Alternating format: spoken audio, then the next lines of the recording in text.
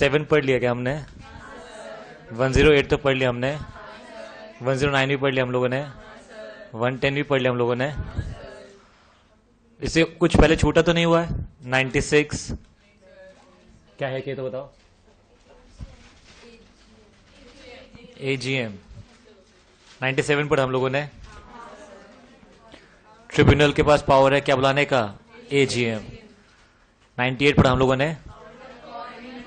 अच्छा ये मीटिंग है या कौन सा है? मीटिंग है ना। 99 में इनका पनिशमेंट, नहीं बुलाया तो पनिशमेंट लगेगा। 100 में ईजीएम, 1 में नोटिस ऑफ जनरल मीटिंग है ना। 102 में स्टेटमेंट जो भी एनेक्स होगा विद दी नोटिस है ना। 103 में कोरम, 104 में चेयरमैन, 105 में प्रॉक्सी, 106 में रिस्ट्रिक्शन ऑन वोटिंग राइट्स, 107 में बाय शो ऑफ हैंड्स, 108 में इलेक्ट्रॉनिक वोटिंग, 109 में डिमांड फॉर पोल और 110 में पोस्टल बैलेट। कुछ तुम लोगों ने पढ़ भी लिया होगा, रिवाइज भी कर लिया होगा, डाउट भी आ गया होगा, उस हो गया उसको उठा दो बेटा।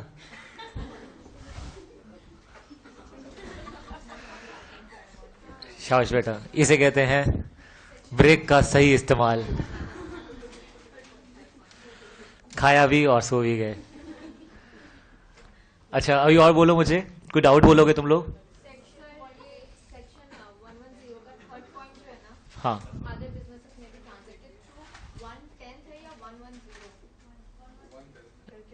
अदर बिजनेस में भी, मतलब वो तो क्या लिखा हम लोगों ने?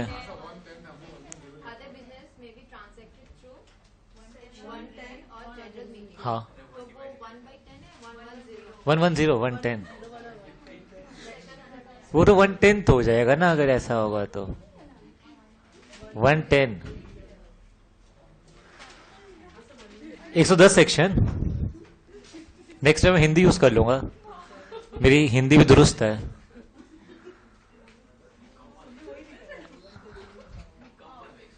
वो कंबल है? नहीं नहीं, कंबल तो घर पे बेटा, मैं यहां लेकर नहीं आता। कंबल तो मिलता है ना बेटा, होटल में दे देते ये लोग, मुंह पे कंबल डाल के। हाँ हाँ बेटा, वो तो फिर करेंगे ही करेंगे, जब ठंड लगे तो करना ही पड़ेगा ना। इतनी हिंदी नहीं आती मुझे। वो कंबल सो टफ। अच्छा उर्दू है। अब हम सेक्शन नंबर 112 शुरू करेंगे बेटा, है ना। 2 हाँ कोई बात नहीं बेटा, रह जाएगा एक आध, कोई बात नहीं।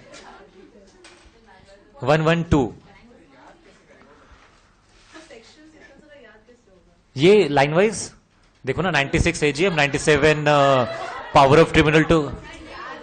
ये ऐसे ही बेटा आप लाइन वाइज उसको लिखोगे, मतलब जितनी बार आप उसे लिखोगे ना, आप क्या कर सकते हो, अपना रिकॉर्ड कर लो। जैसे आप क्या करो, अपना फटाफट फोन निकालो, रिकॉर्डर ऑन करो और बोलना शुरू कर दो। 96 AGM, 97 power of tribunal to call AGM, 98 power of tribunal to call any meeting, 99 is punishment for 96, 97, 98, 100 is EGM, 101 is notice of the general meeting, 102 is statement to be next with notice of the general meeting, 103 is quorum, 104 is chairman, 105 is proxy, 106 is restriction on the voting right, 107 is the by show of hands, voting by show of hands, 108 is the electronic voting, 109 is the demand for poll and 110 is the postal ballot। तो आप क्या करो, आप ये sections एक बार बोल के, देख कर बोल के, एक बार फटाफट आप रिकॉर्ड कर लो और फिर जब मन करे आप उसको बार बार सुनते रहो। जितनी बार आप उसे सुनोगे उतनी जल्दी वो याद हो जाएगा।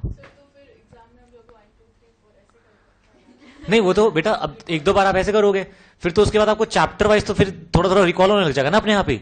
हम जब गाने कैसे याद करते हैं, आप लोग गाने याद कर लेते हो ना, कई लोग गाने याद कर लेते हैं। वो गाने कैसे याद होते हैं तुम्हें क्या लगता है? बार बार, अच्छा एक बार आप गाना सुनते तो आपको याद हो जाता है क्या? नहीं, आप उसको दूसरा थोड़ा बहुत एक दो लाइन याद होता है, जो वो भी एक दो लाइन वो होता है जो बार बार रिपीट होता है। ऐसे थोड़ी ना कोई वो वाला लाइन याद होता है रिपीट नहीं होता। वो तो जो उसका जो मेन लाइन होती है, जैसे वो बाला का गाना है, बाला बाला बाला, तो वो याद हो गया बस। और उसके आगे वो क्या बोलते हो तो पता ही चलता। हाँ बाला कैसे बोल सकते, तुम लोग तो मूवी देख कर आए हैं ना। हाँ मैं भूल गया था। तो I was just telling you कि ये भी गाने की तरह है, the more you listen the more it will retain, या फिर the more you'll write the more you'll retain. देखो मेहनत है और कुछ नहीं है। मतलब एक नॉर्मल, एक जो सीए क्लियर कर रहा है 6 मार्क्स से, एक जो नॉर्मल सीए क्लियर कर रहा है और जो क्लियर नहीं कर रहा है, उसमें डिफरेंस सिर्फ मेहनत का है। जो ज्यादा मेहनत कर रहा है वो अच्छे नंबर लेकर आ रहा है, जो कम मेहनत कर रहा है वो पास हो रहा है, जो बिल्कुल मेहनत नहीं कर रहा वो नहीं कर पा रहा है। तो डिफरेंस सिर्फ मेहनत का है। अब हमसे जितने भी लोग पढ़ते हैं, जितने बच्चे भी पढ़ते हैं, चाहे वो सेम क्लास के जब पढ़ते हैं, तो वो सारे हैं तो सिर्फ सारे एक ही लेवल के ना। डिफरेंस सिर्फ कहां आता है? मेहनत। कई ज्यादा करते हैं, कई कम करते हैं, कई उससे कम करते हैं, कई लोग चोरी कर जाते हैं उसके अंदर भी। चोरी समझते हो ना, मेहनत की चोरी करना। हाँ तो वो आपके ऊपर है। मैंने आपको तरीके बता सकता हूं, तरीका यही है, आप उसको बिल्कुल बिल्कुल 100%। अब हम लोग इंटर में आ गए बेटा, हम लोग जितना सेक्शन वाइज उसको एक्सप्लेन करेंगे उतने अच्छे मार्क्स हमें मिलेंगे।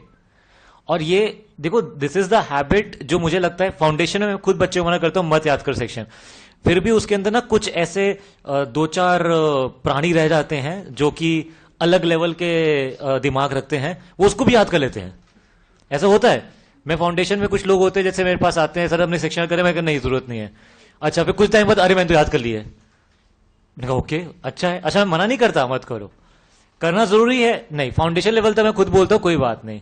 अंडरस्टैंडिंग बढ़ा लॉ को, लॉ क्या है, कैसे लिखना है, इन सब चीजों पे ज्यादा अंडरस्टैंडिंग बढ़ाओ रेदर देन लर्निंग।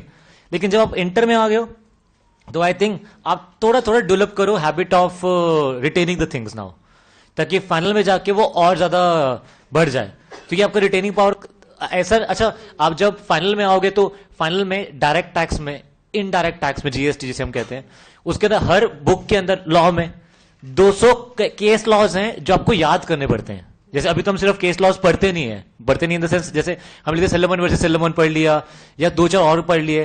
अच्छा कुछ केसेस में आपको बता देता हूं, लेकिन ये किस केस में लिखा है वो नहीं हम पढ़ते, आप समझ रहे हो। लेकिन जब आप फाइनल में आओगे तो आपको 200 तो केस लॉज अलग से याद करने पड़ेंगे नाम के साथ, फिर सेक्शंस अलग हैं। तो अगर आपकी रिटेनिंग पावर अभी से वीक होगी तो आगे चल के वो क्या रहेगी? वीक रहेगी। तो अगर आपको लगता है आपका रिटेनिंग पावर वीक है, कुछ लोगों का स्कूल से ही बहुत रिटेनिंग पावर बहुत स्ट्रांग होता है, वो रट्टे में वो बहुत अच्छे होते हैं, समझ के एकदम फटाफट से रट देते हैं, तो वो लोग बहुत जल्दी फाउंडेशन इंटर काफी अच्छे से क्लियर कर जाते हैं। लेकिन आपको लगता है कि मेरे अंदर कम है, तो आपको ये हैबिट आज से डेवलप करना पड़ेगा। देखो हैबिट है ये, है ना। अच्छा मैं आपको जैसे देखो, आप सीए बन के क्या करोगे मुझे नहीं पता। अगर एक आप अच्छा काम करोगे, अच्छा काम समझते हो, मतलब you will do a work, जैसे आप लिटिगेशन में जाते हो, आप केस लॉज में जाते हो, आप किसी अच्छे काम में आते हो, जो मुझे लगता है जाना चाहिए इंसान को, रेदर देन दी रिटर्न फाइल करना, अकाउंटिंग करना, ये सब तो कोई भी कर सकता है। लेकिन आप कुछ अच्छा काम करोगे तो वहां पे आपका रिटेंशन पावर बहुत स्ट्रांग होना चाहिए। अब जैसे लेट सपोज करो आप किसी कोर्ट में अपने क्लाइंट को रिप्रेजेंट कर रहे हो, तो वहां पे आपको जज will not give the time to read the law from the book. So you should have all the retain in your mind, and you should you kind of you have to speak in front of the judge without looking at the book. तो आपका retention power तभी तो increase होगा जब आप अभी से उसके ऊपर थोड़ा सा मेहनत करोगे। और मेहनत करने का तरीका मैंने आपको बता दिया, बहुत सिंपल है। 2 चीजें होती हैं, हमें गाना कैसे याद होता है, एक इंटरेस्ट, इंटरेस्ट मतलब जब हम गाना सुन रहे होते हैं तो हम सब कुछ दुनिया भूल जाते हैं, और दूसरा उसे बार बार सुनते हैं। सेम कंसेप्ट चाहे वो इसको पढ़ना है, मतलब आपको हर चीज आप अपनी मतलब अपनी आवाज में सब कुछ रिकॉर्ड कर लो, सब कुछ, है ना, सब कुछ आप रिकॉर्ड कर लो और पूरे इंटरेस्ट के साथ पढ़ो। अगर आप सीए कर रहे हो विदाउट एनी इंटरेस्ट तो मुझे नहीं लगता उसमें कोई फायदा आएगा, you should not do that फिर मेरे हिसाब से। तो अगर आप सीए कर रहे हो तो आप उसको इंटरेस्ट से पढ़ो, आपको मजा आना चाहिए। लॉ पढ़ के जैसे ये सेक्शन जब मैंने पढ़े थे अपने टाइम में 107, 108, 109, 110, मेरे को बड़ा मजा आया। मतलब आई फील इलेटेड, आ गया क्या बात है, मजा आ गया, मुझे तो ये बात पता लगी, मतलब आई फील गुड कि मुझे ये बात पता लगी, तुम समझ रहे हो, क्योंकि ये बात दूसरों को नहीं पता। तो I feel interest in getting all this knowledge. तो अगर आपको इस नॉलेज में इंटरेस्ट आता है और फिर आपको जानना है, याद करने का एक अंदर से आपका एक फीलिंग है, या मुझे याद हो जाएगा तो मजा आ जाएगा, मतलब कोई मुझसे कुछ भी पूछेगा मैं फटाक से खड़े होकर फटाफट कुछ भी सुना दूंगा, तो मेरे के अंदर तो ये फीलिंग था शुरू से ही। तो अगर आपके अंदर भी ऐसा फीलिंग नहीं है तो आप उसे थोड़ा डेवलप करो, बढ़ाओ, और फिर वो आप कामयाब हो जाओगे उस चीज में। तो मेरे हिसाब से याद करने का तरीका वही है, आपको हर चीज पढ़ते हुए याद कर। देखो आप समझिएगा, पेपर में आपको जैसे हम लोग बात करें समझा रहे हैं ऐसे तो लिखना नहीं है ना, you to write in the exam. जैसे मैंने आपको 110 लिखवाया, उसका प्रोसेस लिखवाया। अच्छा जब आपको याद है, मैं पहले आपको समरी से पहले सेक्शन समझाता हूं, फिर मैं लिखवाता हूं। तो जब मैंने समझाया और लिखवाया तो डिफरेंस तो आया ना बेटा। अगर आप सिर्फ समझ के चलेगा आप लिख नहीं पाओगे। आप लिख तब पाओगे जब आपने पहले एक बार लिखा हुआ है या एक बार आपने उसको एक बार क्या कर रखा है, रिटेन कर रखा है। तो दैट डिपेंड्स अपॉन यू। आप जब भी रिवाइज करते हो, मुझे नहीं पता आपने पहले वाला रिवाइज किया नहीं किया, आई कैन एक्सपेक्ट नहीं किया होगा, लेकिन आप जब भी उसको रिवाइज करते हो तो आप उसको पहले हर चीज को बोल बोल के पढ़ो, आप उसको रिकॉर्ड करो, आपको जब मौका मिलता है दोबारा से उसको सुनते जाओ सुनते जाओ सुनते जाओ, और वो अल्टीमेटली आपको याद हो जाएगा। मेहनत है बेटा, और कुछ नहीं है। This is a difference of hard work. आप जितना मेहनत करोगे उतना ज्यादा जल्दी आप पास भी हो जाओगे, और उतने अच्छे नंबर से आप पास भी हो जाओगे।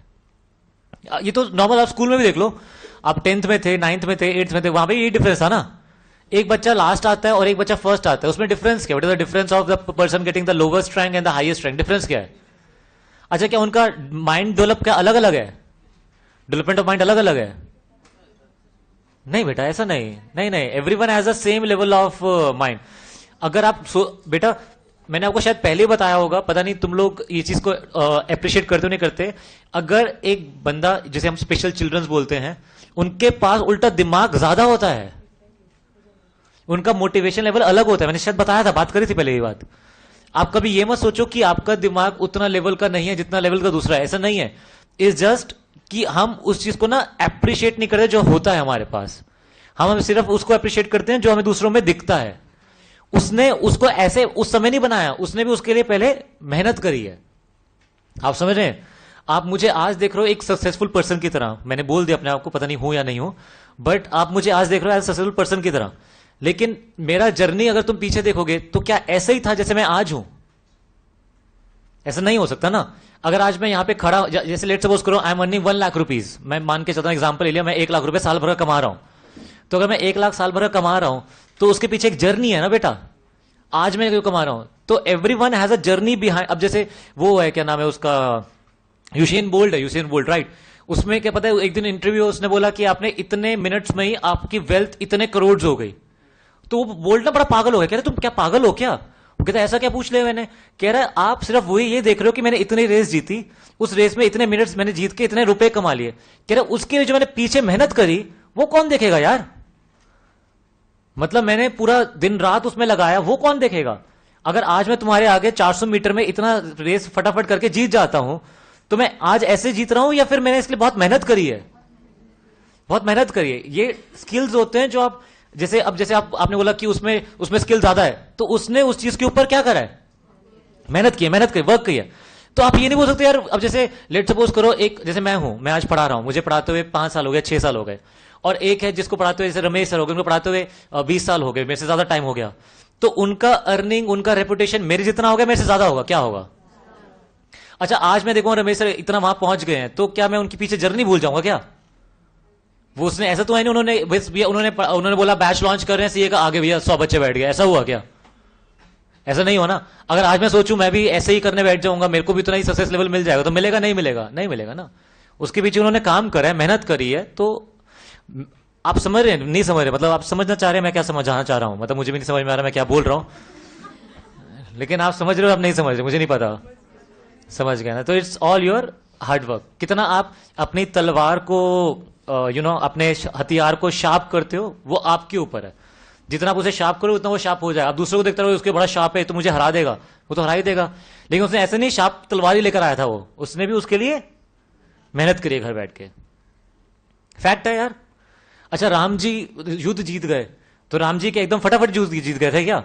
उन्होंने, उनको भी तो जर्नी थी ना पूरी, उन्होंने उनके नीचे अंडर किसी के अंडर ट्रेनिंग ली थी पूरी। मुझे नाम याद नहीं आ रहा, I am not much in all this things. क्या नाम था जिनके अंदर उन्होंने, विश्वामित्र जी के अंदर उन्होंने पूरा ट्रेनिंग लिया ना, कि मतलब उन्होंने पूरा पहले ट्रेनिंग बचपन से लेकर बड़े होने तक का पूरा ट्रेनिंग लिया था ना।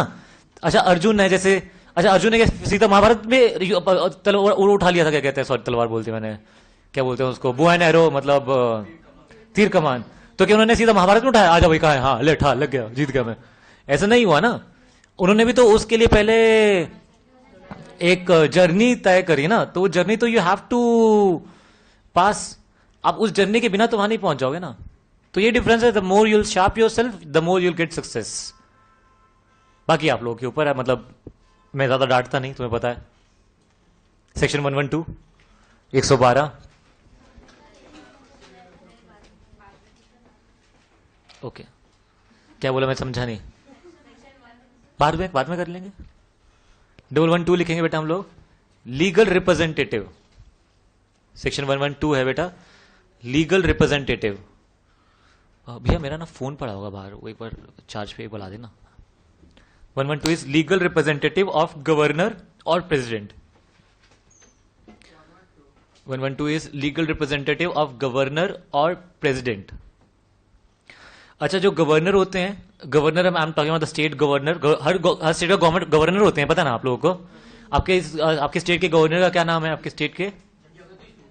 ओके, तो वो इनको पब्लिकली जाना इतना अलाउड नहीं होता। आपने कभी गवर्नर को या प्रेसिडेंट को उतना बोलते हुए देखा है पब्लिकली जितना आप लोग सीएम और प्राइम मिनिस्टर को देखते हो? नहीं होता ना, उनको अलाउड नहीं होता। उनके जैसे हमारे वो होते हैं ना, क्या कहते हैं, कोड ऑफ कंडक्ट होते हैं काम करने के, तो उनके code of conduct doesn't allow them to go so much of public, है ना, तो उनको अलाउड नहीं होता। इनफैक्ट उनके ऊपर तो इतने भी रिस्ट्रिक्शन होते हैं कि वो किस कहां पे जाके शॉपिंग कर सकते हैं, कहां जाके शॉपिंग नहीं कर सकते, उस चीज पे भी रिस्ट्रिक्शन होते हैं उनके, है ना। तो अगर एक प्रेसिडेंट या गवर्नर, अच्छा वो लोग भी क्या किसी कंपनी में शेयर इन्वेस्ट कर सकते हैं, पैसा ले सकते हैं? हाँ, इन्वेस्टमेंट तो वो भी कर सकते हैं, लेकिन वो लोग अलाउड नहीं होता उन लोगों को जनरल मीटिंग अटेंड करने का। किसका अलाउड नहीं होता उनको? क्योंकि जनरल मीटिंग में तो बहुत लोग आते होंगे ना बेटा, तो उनको ऐसे पब्लिकली जाना अलाउड नहीं होता, उनका कोड ऑफ कंडक्ट ही नहीं कहता। तो वो लोग खुद जाएंगे या किसी को भेजेंगे अपनी जगह? अच्छा, इन्होंने बोला प्रॉक्सी को भेजेंगे, उसको हम लोग प्रॉक्सी नहीं बोलेंगे बेटा, उसको हम लीगल रिप्रेजेंटेटिव बोलेंगे। क्योंकि ये जो लीगल रिप्रेजेंटेटिव है, इसके पास राइट्स ऑफ प्रॉक्सी नहीं है, इसके पास राइट्स ऑफ मेंबर है। राइट ऑफ मेंबर समझ में आया? जैसे प्रॉक्सी क्या बोल सकता है, can speak in the meeting? नहीं। क्या proxy can vote by show of hands? नहीं। लेकिन अगर लीगल रिप्रेजेंटेटिव है, अच्छा लीगल रिप्रेजेंटेटिव तो मेंबर है या प्रॉक्सी है? मेंबर है, तो क्या वो by show of hands vote कर सकता है? हाँ। क्या वो डिस्कशन में पार्टिसिपेट कर सकता है? हाँ। क्या वो डिमांड फॉर पोल कर सकता है? हाँ। मतलब LR is equal to a member. तो अगर वर्ड है एलआर और प्रॉक्सी, दोनों एक है अलग अलग है? अलग अलग है। हाँ, इनका काम सेम है, ये दोनों किसी ना किसी को क्या करते हैं, रिप्रेजेंट करते हैं, बट इनके राइट्स में क्या है बेटा, डिफरेंस है। तो जो प्रेसिडेंट और गवर्नर अपॉइंट करते हैं, जो उनकी जगह मीटिंग को अटेंड करने जाता है, उसको हम लोग क्या बोलते हैं बेटा? एलआर। व्हाट इज एलआर बेटा? अच्छा, ये क्या ये मेंबर है या क्या है? ये मेंबर है। अच्छा, क्या ये उसमें काउंट होगा, कोरम में काउंट होगा? क्या ये कोरम में काउंट होगा? हाँ। क्यों काउंट होगा कोरम में? क्योंकि ये मेंबर है। अच्छा, प्रॉक्सी कोरम में काउंट होता है? नहीं। आपको क्लियर हो गया ना? तो जो एलआर है has all rights of a member, लेकिन proxy does not have all rights of a member. तो इसको प्रॉक्सी नहीं बोलेंगे, इसको क्या बोलेंगे बेटा? Legal representative. डन बेटा, ये खत्म हो गया सेक्शन बेटा, कुछ है ही नहीं इसके अंदर। सेक्शन 113 लिखे बेटा। डिफाइन क्या करोगे? प्रेसिडेंट गवर्नर खुद नहीं जा सकते, किसी को भेज देते हैं। मैं लिखवाता हूं, 113 लिखो, मैं लिखवाऊंगा, देखना कैसे लिखवाऊंगा। 113 लिखना बेटा। नहीं नहीं, कुछ जगह मत छोड़ो बेटा, कुछ नहीं है बेटा, कुछ नहीं है, नॉर्मल लिखो। 113 लिखो, नेक्स्ट लाइन सही। LR of corporate entities, LR of corporate entities. Now what I mean by corporate entities, मुझे बताओ ना। अच्छा, क्या एक कंपनी भी दूसरी कंपनी में इन्वेस्ट कर सकता है? क्या एक एलएलपी भी दूसरी कंपनी में इन्वेस्ट कर सकता है? अच्छा, क्या मतलब एक आर्टिफिशियल पर्सन भी क्या मेंबर होते हैं? क्या आर्टिफिशियल पर्सन मेंबर होते हैं? हाँ। लेकिन ये क्या खुद जा सकते हैं मीटिंग में? क्यों नहीं आ सकते? क्योंकि आर्टिफिशियल है। तो ये भी तो किसी को क्या करते होंगे बेटा? ऑथराइज करते होंगे, जो उनके बिहाफ पे क्या अटेंड करता होगा बेटा? मीटिंग। तो उसको भी क्या बोलेंगे, प्रॉक्सी या एलआर? एलआर। ये समझ में आया या नहीं आया बेटा? तो दोनों सेम है, बस वहां पे डिफरेंस क्या, वहां प्रेसिडेंट और गवर्नर है, यहां पे क्या वर्ड आ गया? Corporate entities. कॉर्पोरेट एंटिटी में सब आ जाएगा, एलएलपी भी आ जाएगा, कंपनी भी आ जाएगा, मतलब जो भी कॉर्पोरेट एंटिटी है। जैसे आईसीआई ने किसी के शेयर खरीद रखे हैं, वो भी तो कॉर्पोरेट एंटिटी है ना, क्या कहते हैं आपका आईसीआई, एसबीआई हो गया, नबार्ड हो गया, आरबीआई हो गया, they are all the separate legal entities. ये क्लियर हो गया नहीं हो गया? तो अगर ये लोग भी जाएंगे तो ये खुद जाएंगे, किसी को ऑथराइज करेंगे, और जिसको ऑथराइज करेंगे उसे क्या माना जाएगा बेटा? LR. What is LR? Legal representative. इसके अंदर एक बहुत इंपॉर्टेंट क्वेश्चन आता है, बहुत बार आता है क्वेश्चन, बताओ, बहुत बार। अच्छा, एक है ए लिमिटेड, एक कौन है बेटा? A limited. एक है कौन सी बेटा? B limited. और एक क्या है बेटा? C limited. आपको समझ में आया नहीं आया? वैसे समझने वाला कुछ था नहीं, पता नहीं तुमने क्यों बोल दिया। हाँ, 3 कंपनी है बेटा। एक है मिस्टर एक्स। कौन है बेटा? मिस्टर एक्स, जो यहां पर डायरेक्टर है ए लिमिटेड का। जो डायरेक्टर है किसका? क्या Mister X B limited director बन सकता है? अच्छा, हमने शायद बात करी थी ये भी, है ना? A person can be a director in 20 companies, 20 15, हाँ मैंने गड़बड़ बोला था, 20 इज द राइट आंसर, 20 ही है। Mister X is directed in C limit also, क्या ऐसा हो सकता है? ये क्लियर हो गया? इन तीनों ने डी लिमिटेड में इन्वेस्ट करा है। किन तीनों ने? ए लिमिटेड ने, बी लिमिटेड ने, और अब जनरल मीटिंग है डी लिमिटेड की। जनरल मीटिंग किसकी है? ए ने भेज दिया एक्स को, बी ने भेज दिया एक्स को, सी ने भी भेज दिया किसको? एक्स आ गया डी लिमिटेड की क्या अटेंड करने बेटा? General meeting as their LR. पहले क्वेश्चन नंबर 1, क्या ये मिस्टर एक्स कोरम में काउंट होगा या नहीं होगा? होगा या नहीं होगा? होगा। क्यों? क्योंकि ये एलआर है, ये क्या नहीं है, तो क्या कोरम में काउंट होगा? यस। अच्छा, कितना काउंट होगा ये? नंबर ऑफ काउंटिंग कितनी है इसकी? 1, 2 या 3 है? 1 है, 2 है या 3 है? कितने बोलते हैं? 1। ओके, कोई ऐसा है जो 2 बोलना चाह रहा है? मतलब बिल्कुल अलग लेवल का आंसर होगा अगर है तो। कितने बोलते हैं? 3 है। 3 इज द राइट आंसर बेटा, क्योंकि देखो ना वो 3 को रिप्रेजेंट कर रहा है ना, ए को भी और बी को भी, और तो वो कोरम में काउंट होगा तो 3 होगा या 1 होगा? 3 होगा। मतलब अगर डी प्राइवेट लिमिटेड है ना एक, तो एक्स ने कोरम पूरा फॉर्म ही कर दिया कि प्राइवेट लिमिटेड चाहिए कितना होता है? 2। तो अगर अकेला एक्स भी आ गया तो कोरम क्या हो गया? फॉर्म हो गया। ये समझ में आया नहीं आया? कोई डाउट तो नहीं आया? अब फटाफट हम लिख दे। अच्छा, हम लोग क्या करते हैं, अब एलआर की बातें लिख देते हैं। एलआर चाहे 112 में हो चाहे 113 में हो, राइट? तो एलआर के क्या रहेंगे? सेम रहेंगे ना। इसलिए मैंने बोला 112 में मत लिखो, मैं एक साथ लिखवा दूंगा, ठीक है ना? तो लिख देना पॉइंट नंबर 1 इसमें। मतलब जो भी बातें हम 113 में लिखेंगे वो सारी बातें किस पे भी अप्लाई करेंगी? 112 पे भी। ये क्लियर हुआ नहीं हुआ? तो पॉइंट नंबर 1 लिखते हैं, LR is a member. LR is deemed as a member, is not ऐसे मत लिखना as a member. LR is deemed as a member. What is deemed as a member? इसको भी क्या माना जाए कि ये क्या एक तरह से मेंबर है ना? तो आप एक काम करो, आप ना एक डिफरेंस की फॉर्म लिखो, प्रॉक्सी और एलआर के बीच में डिफरेंस, ताकि आपको वैसे ही याद रह जाए कि प्रॉक्सी अलग होता है और एलआर अलग होता है ना? एक छोटा डिफरेंस बना लेना, 4-5 लाइन का, ज्यादा नहीं। एक तरफ लिख देना प्रॉक्सी, एक तरफ लिख देना एलआर। ये पेपर में नहीं आएगा ऐसे डिफरेंस करके, बट सिर्फ आपके अंडरस्टैंडिंग के लिए है ना? अच्छा, पहले प्रॉक्सी में लिख देते हैं, proxy is not counted in the quorum. पहले हम प्रॉक्सी के नीचे लिख देते हैं not counted in the quorum. अब हम किसके नीचे लिख देते हैं बेटा? एलआर के नीचे counted in the quorum. Not counted in the quorum, counted in the quorum. अच्छा, फिर प्रॉक्सी के नीचे लिख देते हैं क्या? और proxy is not deemed as a member. Proxy is not deemed as a member, LR is deemed as a member. हाँ, इससे पहले एक और बड़ा अच्छा सा आया है। अच्छा, can proxy appoint proxy? Can proxy appoint a proxy? अच्छा, can LR appoint a proxy? हाँ बिल्कुल, हाँ। क्यों? हाँ, क्योंकि वो मेंबर है। तो एक थर्ड पॉइंट ले लेते हैं, proxy can not appoint proxy, LR can appoint a proxy. Proxy can not appoint a proxy, LR can appoint a proxy. अच्छा, और लिखो बेटा, proxy can not vote by show of hands.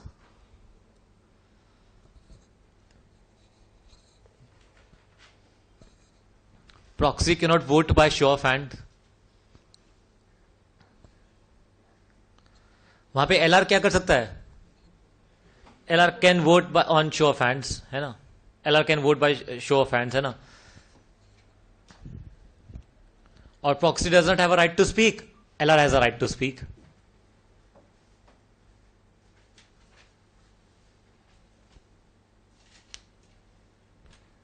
ये difference कभी नहीं आएगा बेटा, है ना? ये सिर्फ आपकी अंडरस्टैंडिंग के लिए है।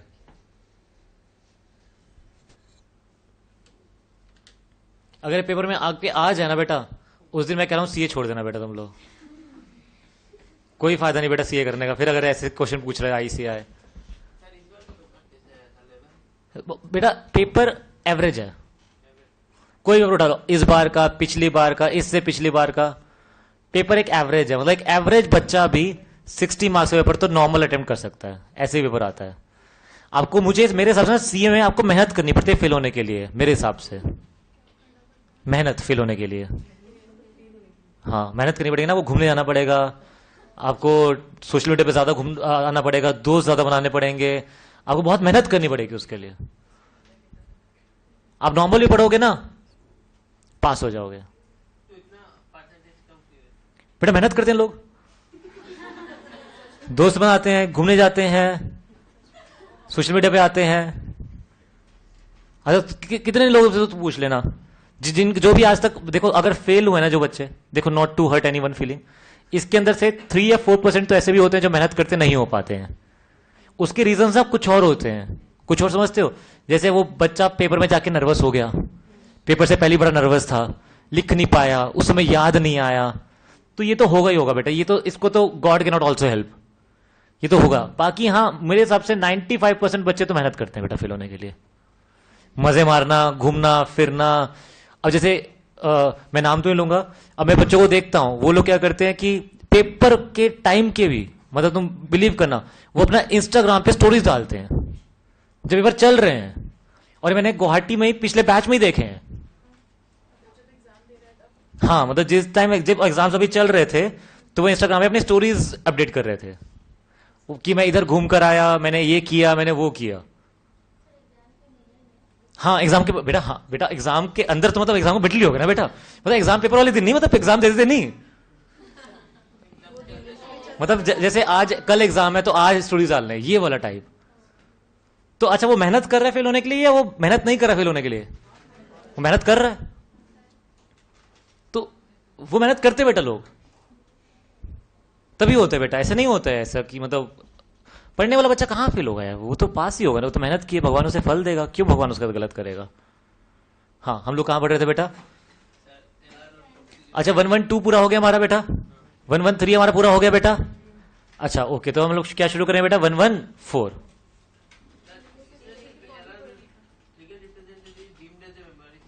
हाँ है तो यही बस बेटा, सेक्शन के अंदर मीनिंग तो यही है ना कि ये लोग खुद तो जाएंगे नहीं, चलो जिसको अपॉइंट करें उसे क्या बोलेंगे? एलआर, और उस एलआर को क्या रिगार्ड करेंगे?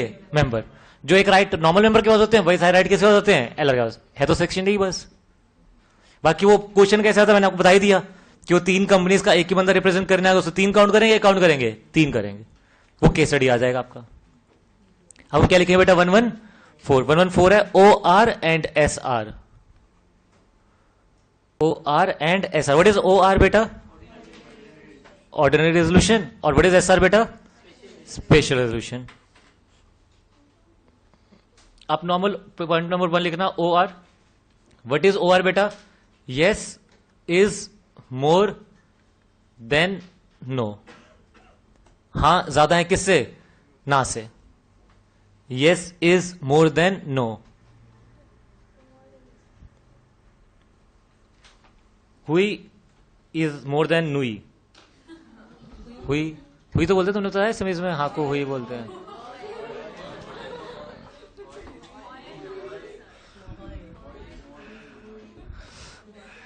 यहां तक क्लियर हो गया बेटा? अच्छा अच्छा, इसके अंदर ओ आर के अंदर आपका वो हो सकता है, क्या कहते हैं, कास्टिंग वोट आएगा। ओ आर में कास्टिंग वोट आता है ना बेटा, जब इक्वालिटी होती है कास्टिंग वोट नहीं आता है। अच्छा इन केस ऑफ इक्वालिटी लिख देना, फुल स्टॉप आगे लिख रहा फर्स्ट पॉइंट के अंदर, इन केस ऑफ इक्वालिटी, अगर इक्वालिटी हो जाएगा then chairman shall use his right of, then chairman shall exercise his right of, then chairman shall exercise his right of casting vote. फिर वो हाँ बोलेगा तो हाँ हो जाएगी, ना बोलेगा तो ना हो जाएगी। Shall exercise the right of casting vote, है ना। सेकंड क्या रहेगा बेटा आपका? सेकंड पॉइंट क्या लिख दोगे बेटा आप लोग? S R. What is S R बेटा? यस इज 3 times और मोर ऑफ नो। 3 times और मोर ऑफ नो। हां 3 गुना या 3 गुना से ज्यादा है किसका? नो का। यहां पे कास्टिंग वोट वाली बात नहीं आती। क्यों नहीं आती यहां पर? क्योंकि अगर 3 गुना भी हो जाएगा तो एसआर क्या मान लिया जाएगा? पास मान लिया जाएगा। ये क्लियर हो गया? एक केस स्टडी पूछ लो तुम लोगों से, वैसे बहुत ही बेसिक है, मतलब मुझे लगेगा शायद तुम्हारा बेइज्जती होगा इतना छोटा क्वेश्चन पूछने से, बट ठीक है पूछ लेता हूं मैं। कंपनी में 3 मेंबर है, प्राइवेट कंपनी है। कितने मेंबर है? 3 मेंबर है। इसमें उन्होंने बोला कि एग्जाम्पल क्या हम लोग लेके चलेते हैं, नेम को ऑल्टर करने के लिए आपको एसआर पास करना है। नेम को ऑल्टर करने के लिए आपको क्या पास करना है? एसआर। लॉ भी यही कहता है, सेक्शन नंबर 13 है, नेम को ऑल्टर करोगे तो आपको क्या पास करना है? एसआर। कितने मेंबर है कंपनी के अंदर? 3। तीनों प्रेजेंट हो गए। तीनों क्या हो गए? एक ने बोल दिया हाँ, एक ने क्या बोल दिया? हाँ। दो ने अब्सटेन कर लिया from voting. What do abstain from voting? ना हाँ किया ना किया, अब्सटेन फ्रॉम वोटिंग। एसआर पास हो गया या एसआर पास नहीं हो गया?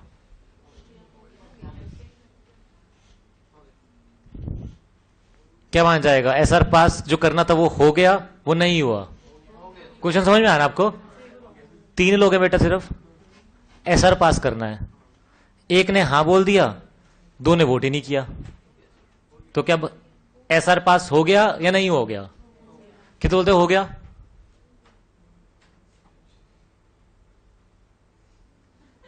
कितने बोलते नहीं हुआ? कैसे नहीं हुआ बेटा? What is SR? पहले बताना व्हाट इज एसआर है क्या? हाँ, यस। 3 गुना या 3 से ज्यादा है किसका? ना का। जब ना ही नहीं है तो ये तो एसआर क्या, ये तो सब कुछ पास हो गया बेटा। 100% तो नहीं बोल सकते, यूनानिमस हो जाएगा। वो यूनानिमस में तो everyone should come and vote हो जाता है, लेकिन यहां पे एसआर पास हो गया। आप समझिए ना क्यों हो गया, क्योंकि यहां पे तो वही नहीं है ना, क्या नहीं है? ना ही नहीं है ना। नहीं समझे बेटा? चलो, तो हमारे सेक्शन में कौन सा खत्म हो गया? 114। अब हम कौन सा लिखेंगे बेटा? 115। 1111 नहीं है पहले तो बेटा, वो 111 है। बेटा 1111 तो ये हो जाएगा ना, ये तो सेक्शन ही नहीं है ना बेटा। हाँ मुझे याद है बेटा, मैं बताया बाद में करेंगे। अब हम 1115 करेंगे, है ना?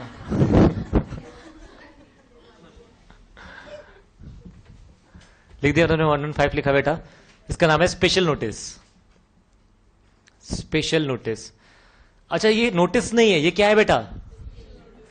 देखो नाम बिल्कुल सजेस्ट कर रहा है, बहुत इजी भी है। नोटिस क्या होता है? जो कंपनी सेंड करती है किसको? मेंबर को। तो स्पेशल नोटिस क्या होगा? जो मेंबर सेंड करेगा किसको? कंपनी को। वो क्या हो जाएगा? नहीं समझा बेटा? What is notice? जो सेंड करता है कंपनी किसको? और व्हाट इज स्पेशल नोटिस? जो मेंबर सेंड करेगी किसको? कंपनी को। कंपनी कितने टाइम पहले नोटिस सेंड करती है मेंबर को? 21 डेज पहले। कहां से? मीटिंग से 21 दिन पहले। स्पेशल नोटिस कब सेंड करेगा मेंबर कंपनी को? मीटिंग से 14 डेज पहले। कितने दिन पहले बेटा? 14 डेज पहले। ऐसा करता क्यों है वो? ऐसा क्या नीड आ गया उसको? अच्छा, जैसे ऑर्डरी बिजनेस होता है बेटा, 4 होते हैं, बता दो क्या क्या? अच्छा तुम्हें बताओ ना, ऑर्डरी बिजनेस पता क्यों याद हो गए बार बार? क्योंकि तुमने उससे बार बार बोला, तो तुम्हें ऑर्डरी बिजनेस याद हो गए कि एक होता है अडॉप्शन ऑफ फाइनेंशियल स्टेटमेंट, एक होता है डिक्लेरेशन ऑफ डिविडेंड, एक होता है अपॉइंटमेंट और रीअपॉइंटमेंट ऑफ द डायरेक्टर, एक होता है अपॉइंटमेंट और रीअपॉइंटमेंट ऑफ द ऑडिटर। आप जितनी बार बोलोगे,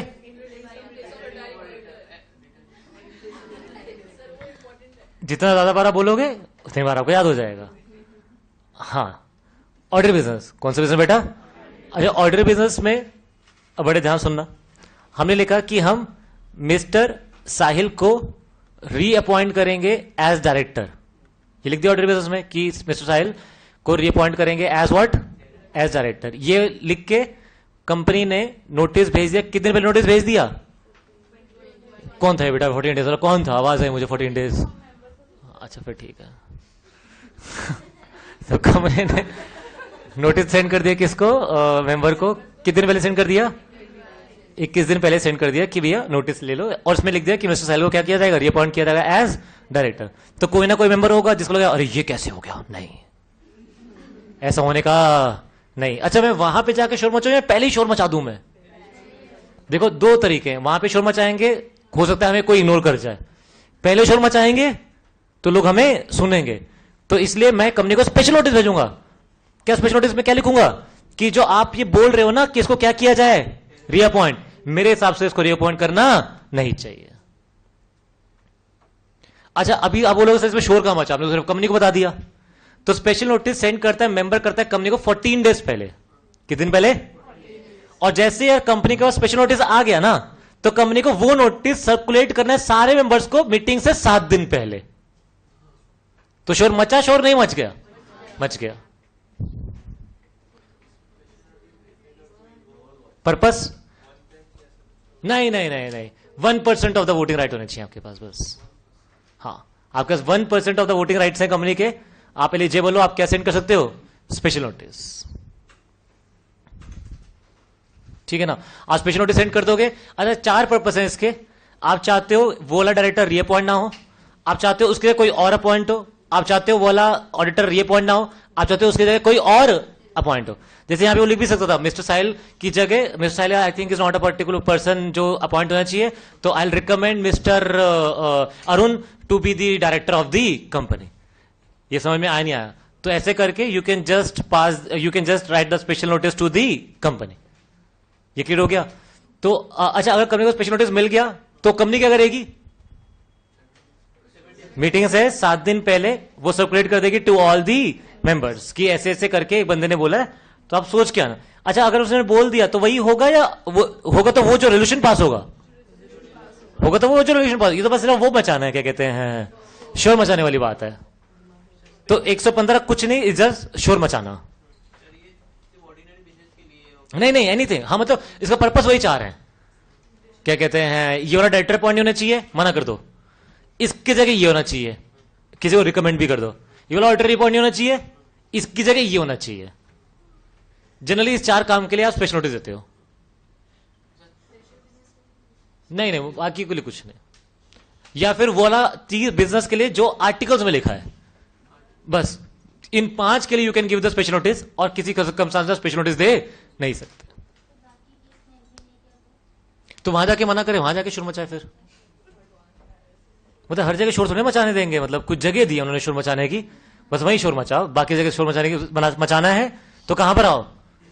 मीटिंग में आओ और जो करना करो। ये क्लियर हुआ नहीं हुआ? तो सेक्शन में कौन सा होगा बेटा? ये 115 नाम क्या होगा इसका बेटा? Special notice. कौन किसको सेंड करता है? मेंबर सेंड करता है कंपनी को कितने दिन पहले? 14 डेज पहले। अगर कर दिया तो?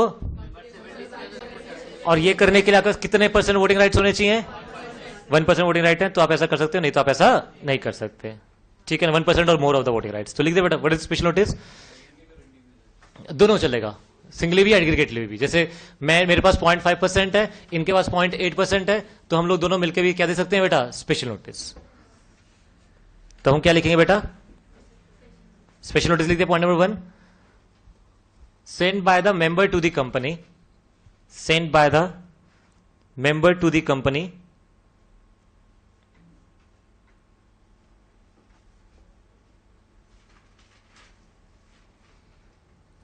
sent by the member to the company. Point number 2, इसी में at least 14 days before the meeting. At least 14 days before the meeting. Point number 2,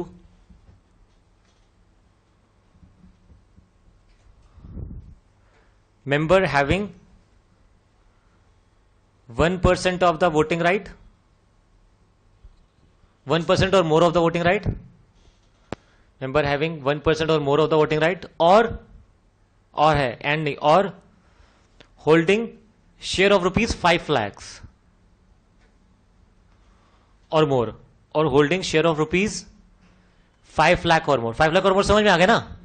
या तो 5 लाख या 5 लाख ज्यादा शेयर्स हैं आपके पास रुपए के, या फिर आपके पास 1% ऑफ द वोटिंग राइट है, तो आप क्या कर सकते हो बेटा? कॉमा डाल के, सिंगली और एग्रीगेटली, कॉमा डाल के have a right to send the special notice. पहले कॉमा डालो, फिर लिखो सिंगली और एग्रीगेटली, फिर कॉमा डालो, फिर लिखो क्या कहते हैं, have a right to send the notice. इसके लिए आप सिंगली और एग्रीगेटली, इंडिविजुअल और कलेक्टिवली भी लिख सकते हो, है ना?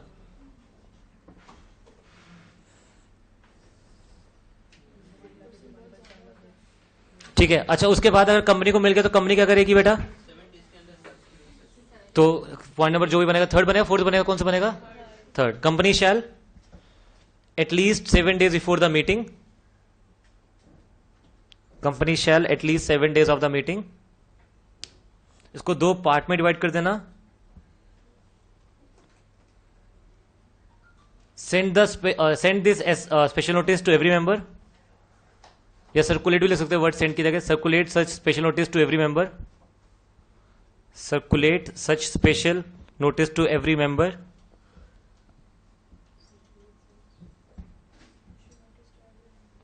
Circulate such special notice to every member. और दूसरी तरफ लिखना एडवर्टाइज सच स्पेशल नोटिस। मतलब दोनों ऑप्शन आपके पास, या तो आप उसको एडवर्टाइज कर दो या तो सबको सेंड कर दो।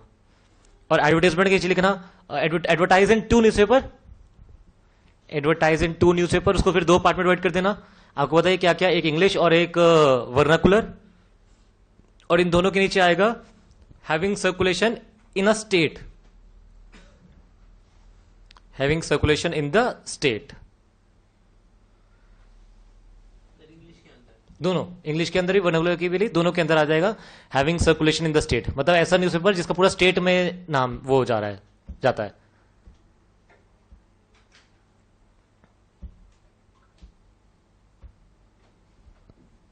तो दिस एंड्स योर सेक्शन। कौन सा बेटा? 115। हाँ हाँ, दोनों बिल्कुल करेक्ट। अब हम कौन सा सेक्शन लिखेंगे बेटा? 116। मैंने तुम्हें बताया था बड़ा सिंपल सा, उसके बाद तो छोटे छोटे सेक्शन है वो, है ना। 116। अच्छा, 116 लिखने से पहले से मैं आपसे एक बात पूछ लेता हूं, फिर मैं आपको बताऊंगा कि पर्पस क्या था इस सेक्शन का आने का, है ना। अच्छा, क्या मीटिंग एडजर्न हो जाती है? हमने बात करिए, क्या meeting can be adjourn? Yes, बिल्कुल। तो मीटिंग एक एडजर्न हो गई, मीटिंग क्या हो गई? एक 2019 को थी, एडजर्न होके हो रही है 2, 3, 4, 5, 6, 7, 8 1 2019 को, है ना। अगले हफ्ते होती है ना, same day same time same place, है ना। इस डेट पे एडजर्न मीटिंग हो रही है। ओरिजिनल मीटिंग इस डेट पे हुई थी। यह क्लियर हुआ? अच्छा, व्हाट इज एडजर्न मीटिंग? नहीं, मीनिंग क्या बेटा, मीनिंग क्या है? जनरली भी तो सकती है ना, अभी बात करी थी, जनरली भी तो सकती है। अर्थक्वेक आ गया, मेंबर का मन नहीं करा, लाइट चली, कुछ भी हो सकता है ना। पोस्टपोन वर्ड नहीं बोले बेटा, पोस्टपोन। अच्छा, पोस्टपोन और एडजर्न को आप अलग अलग दोनों को लिख सकते हो क्या? जैसे जहां वर्ड एडजर्न लिखा, क्या वहां पोस्टपोन लिख सकते हो वर्ड? नहीं, हाँ नहीं, ऐसा नहीं कर सकते तुम लोग, है ना। अच्छा, क्यों नहीं कर सकते ऐसा?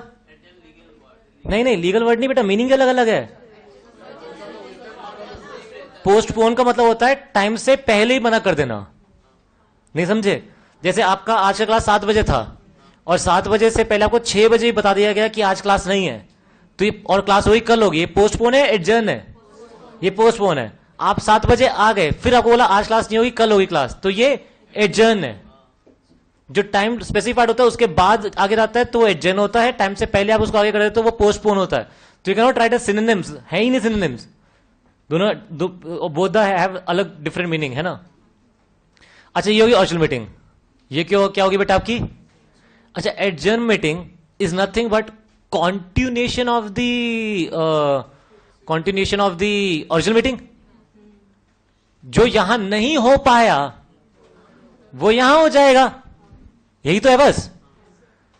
तो मैंने रेजोल्यूशन जो पास किया 8th को, जो रेजोल्यूशन पास किया मैंने कब, वो क्या माना जाएगा?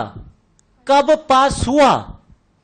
जो रेजोल्यूशन मैंने पास किया 8th को, वो क्या माना जाएगा कि वो कब पास हुआ? 8th को या 1st को? आपको क्वेश्चन समझ में आया? नहीं आया? मैं दोबारा बता देता हूं बेटा, ये तो बहुत सिंपल था।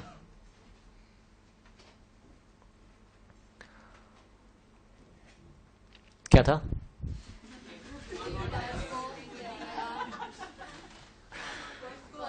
हाँ हाँ, याद आ गया फोकस कहते हैं बेटा इसे। कितना फोकस है मेरा पढ़ाने पर। इस दिन पर ओरिजिनल मीटिंग हुई। क्या हुई? कुछ डिसीजन इसी दिन पर लेने थे, इसी दिन पर थे। किसी कारणवश ये एडजर्न हो गया 8th को। क्या हो गया? तो जो पास करना था रेजोल्यूशन 1 तारीख को, वो 1 को ना होके पास हुआ कब? 8th को। अब ये पास तो हो गया 8th को, लेकिन इसे डीम क्या किया जाएगा कि ये कब पास हुआ? 8th को या 1st को? कितने होते हैं? 1st को।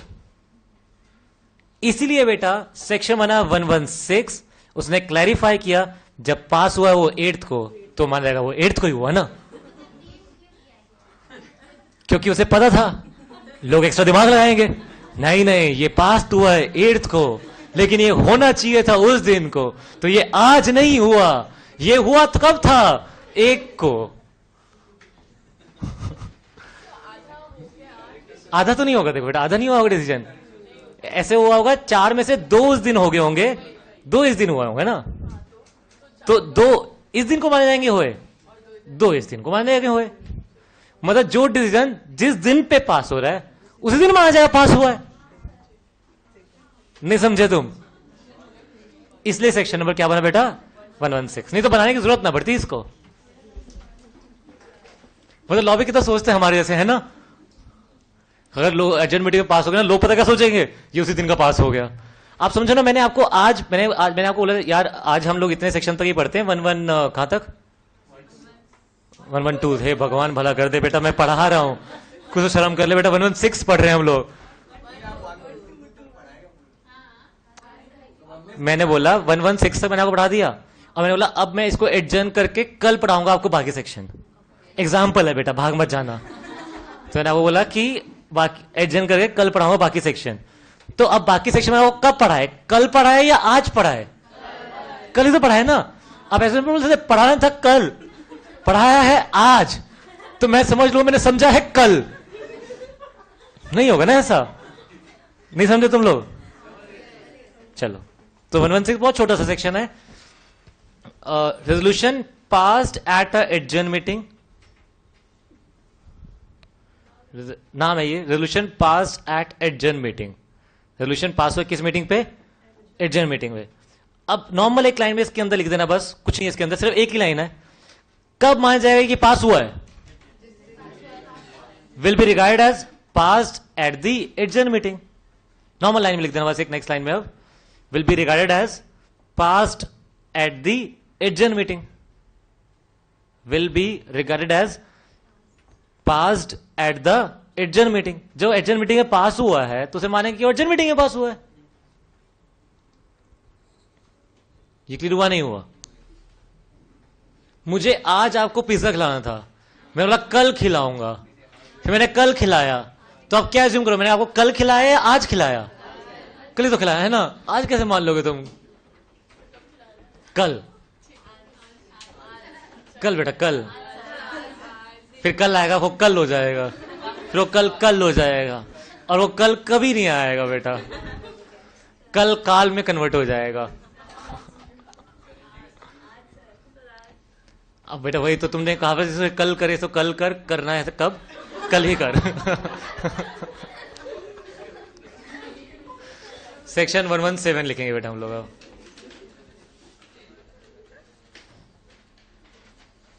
एक तो ऐसी वो बना देते हैं ना, बोला नहीं जाता क्या बना देते हैं, नहीं वो लोग याद भी कर लेते हैं यार। अच्छा उन लोगों को कैसे याद होता है बेटा वो सब चीजें?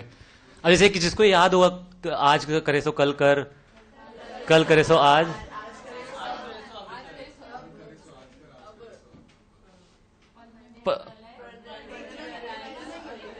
हाँ जो भी था ये, तो ये आपको कैसे याद हुआ? बार बार सुन के याद हुआ ना।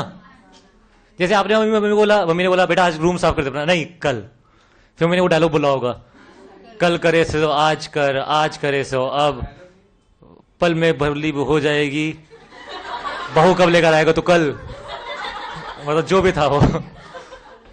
अच्छा फिर उन्होंने फिर बोल के चली गई होंगी, आपने नहीं किया होगा, फिर मम्मी आएंगी, एक काम कर जाके सब बाजार सब्जी ले आ, तो आप बोलो कल कल आऊंगा, मैं फिर दोबारा शुरू हो जाएंगी। तो आप बार बार जितनी मम्मी बोलेंगी उतनी बार उसको क्या हो जाएगा, आपको याद हो जाएगा। हाँ या तो चप्पल पड़ जाए तब भी याद हो जाएगा। मतलब याद करने के यही तरीके हैं, बार बार बोलो या फिर, है ना, जैसे मम्मी भी ऐसे करती ना जब सुनती थी बचपन में, मुझे नहीं पता तुम लोगों ने ऐसे मार खाई या नहीं खाई, बट मैंने तो ऐसे बहुत मार खाई कि जैसे बोला ये पैराग्राफ याद करना है तो मैं याद करने बैठ गया, फिर मैंने सुना, मैंने एक लाइन बोली, अगली लाइन बोली, ठा ठप्पड़ आया, फिर हाँ, फिर पढ़ाया, फिर नहीं दो, फिर आया थप्पड़। तो ऐसे नहीं हुआ आपके साथ? तभी मेरी टेंशन पावर अच्छी है बेटा। मेरे साथ तो ऐसे ही हुआ, बहुत मार खाई मैंने, बहुत।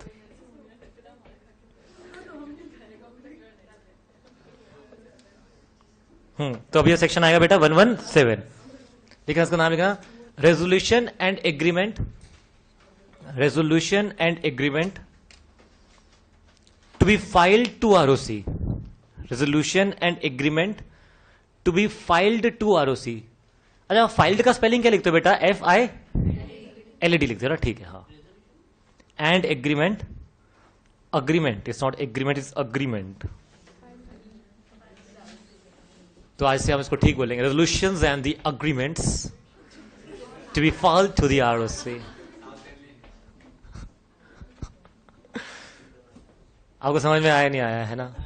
अच्छा, ये जो देखो नाम, बिल्कुल नाम ही सर्च करें, छोटा सेक्शन है ये भी, बिल्कुल एकदम छोटा सा। क्या बोल रहा है? कुछ रेजोल्यूशन होते हैं या कुछ जो एग्रीमेंट होते हैं जो कंपनी को किसको फाइल करने हैं? आरओसी को। बस यही सेक्शन है, लिख दो क्या क्या। Point number 1, following shall be filed to ROC within 30 days of passing or signing. Following shall be filed to the ROC within 30 days of passing or signing. Passing और साइनिंग समझ में आना आपको कैसे, क्यों लिखवाया? पासिंग किसके लिए? रेजोल्यूशन के लिए। और साइनिंग किसके लिए? एग्रीमेंट्स के लिए। पॉइंट नंबर ए, क्या क्या चीजें ऐसी जो आपको फाइल करनी है? Point number A, SR, you know what is SR? Is special resolution. मतलब हर SR, जो भी SR आप पास करते हो, किसी भी सेक्शन में आप SR पास करते हो, सारे के सारे SR आपको किसको फाइल करने होते हैं बेटा? कितने दिन के अंदर अंदर? 30 डेज के अंदर अंदर। कहां से 30 डेज के अंदर अंदर? जहां से वो रेजोल्यूशन क्या हो गया? पास हो गया। Point number B, resolution agreed by all the members, resolution agreed by all the members.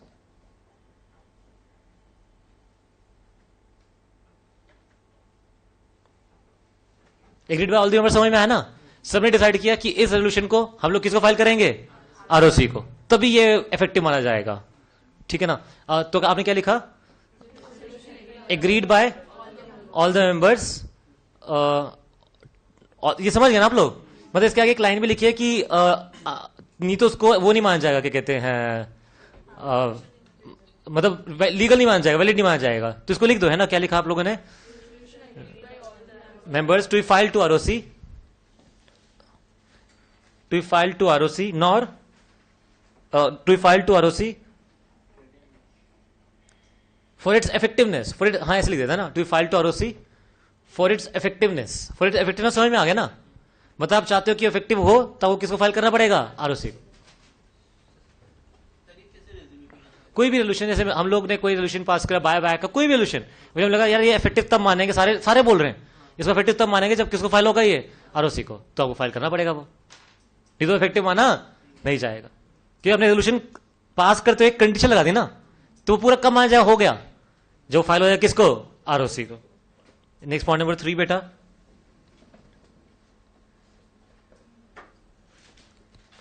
Resolution of BOD, resolution of BOD, resolution of BOD for appointment or reappointment, resolution of BOD for appointment or reappointment or variation of T&C, T&C समझते हो तुम लोग? Terms and condition, okay. Resolution passed by BOD for appointment or reappointment or variation in T&C of MD, MD पता ना तुम लोगों को? तो एमडी जो अपॉइंट हुआ है उसका रेजोल्यूशन भी जाएगा आरओसी को, अगर वो रीअपॉइंट हो उसका रेजोल्यूशन भी जाएगा आरओसी को, और उसके टीएनसी में कुछ भी क्या हुआ बेटा? चेंज, तो भी किसको जाएगा बेटा? आरओसी को। Of MD, MD is managing director, है ना? नेक्स्ट लिखना, voluntary winding up. Voluntary winding up समझते ना? अगर कंपनी ने रेजोल्यूशन पास करा फॉर वॉलंटरी वाइंडिंग अप तो आपको फाइल करना to the ROC.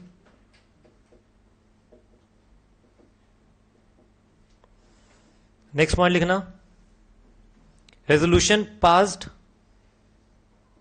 Under section 179।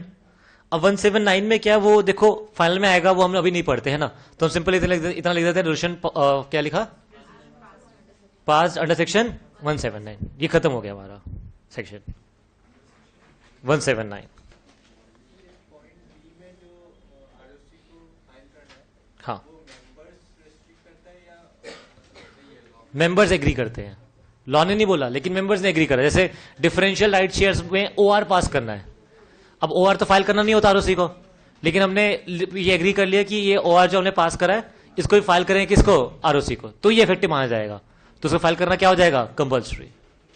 Section वो कौन सा होगा बेटा, ये 117। अब नेक्स्ट सेक्शन कौन सा आएगा बेटा, 118। क्योंकि तो छोटे छोटे सेक्शन है ना।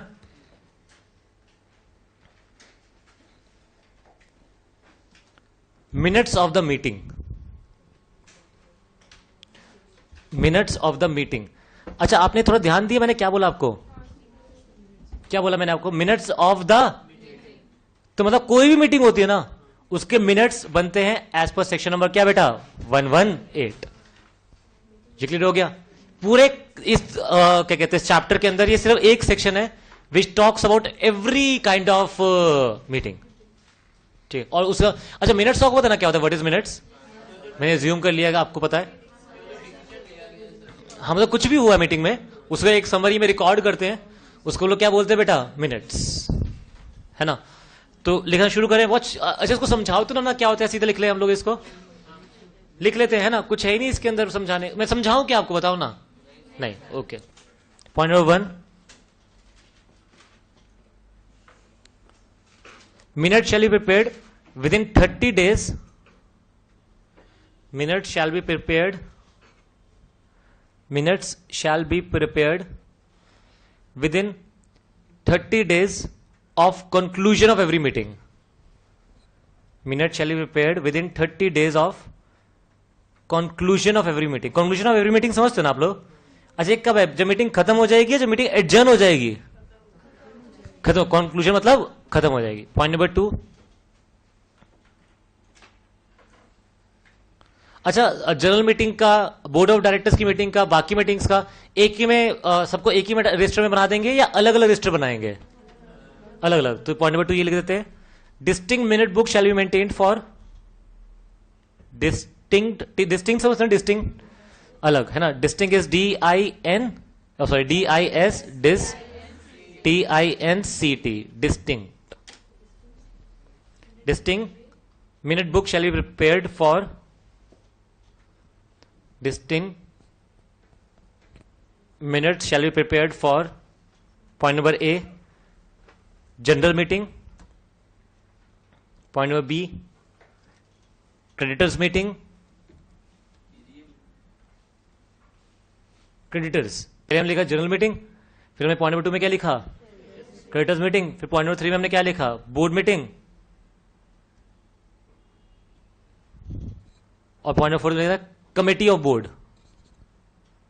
कमेटी ऑफ बोर्ड मतलब बोर्ड भी अपने अंदर ना कमेटीज बनाता है, कमेटी समझते हो ना, सब ग्रुप, तो उन सब ग्रुप की भी जो मीटिंग होगी उसके भी क्या बनेंगे बेटा, minutes, as per section number कौन सा, 118। ये हो गया, कौन सा हो गया, पॉइंट नंबर कौन सा है हमारा 2। पॉइंट नंबर 3 लिखे बेटा अभी हम। अच्छा साइन कौन करेगा, साइन भी तो होना जरूरी है ना। It should be the minute shall be dated and signed by, minute shall be dated and signed by. अब एक काम करना, आप ना 3-4 लाइन का ना वो बना लेना, एक लाइन डाल देना वर्टिकली, वर्टिकली समझते हो तुम लोग, जैसे डिफरेंस की फॉर्म लिखते हैं, 3-4 लाइन का वर्टिकल एक लाइन खींच देना। वर्टिकल में आपको समझाता हूं बेटा, दिस इज वर्टिकल है ना, क्या पता कोई ऐसे लाइन खींच दे, 1 2 3, हाँ खींच दे लाइन,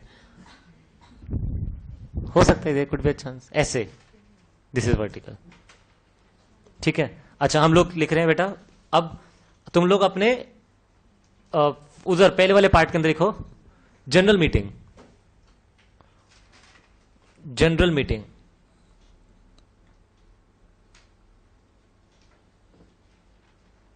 उसके साथ में लिखो, अब साथ में समझ गए ना तुम लोग, chairman of the meeting, chairman of the meeting, नहीं समझे तुम लोग बेटा? हाँ, जैसे ऐसे लाइन खींची ना बेटा, यहां पे लिख दिया हमने जनरल मीटिंग। अच्छा, ये जनरल मीटिंग है क्या, किसकी बात कर रहे हैं हम लोग? ये जनरल मीटिंग के मिनट्स कौन साइन करेगा? उसके आगे हम लिख रहे हैं कौन साइन करेगा? Chairman of the same meeting. और द सेम मीटिंग समझ में आया ना? What is same meeting? उसी मीटिंग का चेयरमैन विद इन कितने दिन बेटा हमें पता ही है, with in 30 days of conclusion of meeting. Chairman of the same meeting within 30 days of conclusion of meeting. और इसी के साथ लिखना है, अभी खत्म नहीं हुआ ये, है ना? और अच्छा, क्या ऐसा हो सकता है कि ये साइन करने से पहले मर जाए? हो सकता है ना? अच्छा, लेट्स सपोज कोई मर रहा होगा, तो जैसे लेट्स सपोज डेड बेड पे आ गया वो, तो कंपनी में लोग जाके क्या करेंगे? उसे मिनट्स की बुक साइन कराएंगे, साइन कर दे। ऐसा नहीं करेंगे ना, कितना बुरा लगेगा। वहां इंसान मर रहा है, वहां लोग रो रहे होंगे, सो ये साइन कर दे, सो बैड। तो अगर ये मर जाए, कोई और साइन कर देगा नहीं कर देगा? कर देगा। तो और in case of any disability, और in case of any disability, हाँ सेम पॉइंट के अंदर। ये तुम अलग तरीके से लिख रहे हो, मैंने ऐसे नहीं बोला लिखने को। नहीं नहीं, ये देखो ना मैंने कैसे लिखा, देखो लिखा भी, ये जनरल मीटिंग इधर, और कौन साइन करेगा? इधर। अब तुम ना ऐसे लिखते रहो जैसे लिख रहे हो। हाँ, अब तुम ऐसे लिख देना, 3 पार्ट है मतलब ये। हाँ, तो तुम 3 पार्ट करके डिवाइड करके लिख देना अब। अच्छा, तो जनरल मीटिंग में क्या लिखा? Chairman of the same meeting within 30 days of the conclusion of meeting, और in case of disability. Disability समझते ना? मर गया, पागल हो गया, कुछ हो गया, है ना? हाँ, मतलब मर भी गया तब भी बेटा, ये थोड़ी उसका हाथ पकड़ के साइन करवाएंगे कि क्या करो, साइन करना रह गया था। ऐसे थोड़ी ना, मर गया बेचारा यार वो।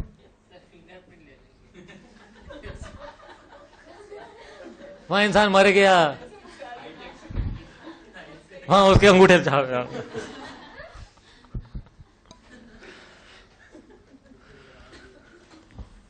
बेटा उसने उठ के मारना है। और in case of disability any director, in case of disability any director authorised by board. In case of disability any director authorised by board. ये समझ में आ गया ना? नहीं कर पाया तो फिर जो भी और ऑथराइज होगा। अब ऐसे सेकंड, ये हो गया फर्स्ट पार्ट हमारा। फर्स्ट पार्ट समझ में आ गया ना? ये यहां तक बन जाएगा, है ना? जी लाइन इधर हो गई, इधर हो गई, इधर। हाँ, फिर सेकंड पॉइंट आ जाएगा अब, है ना? Postal ballot.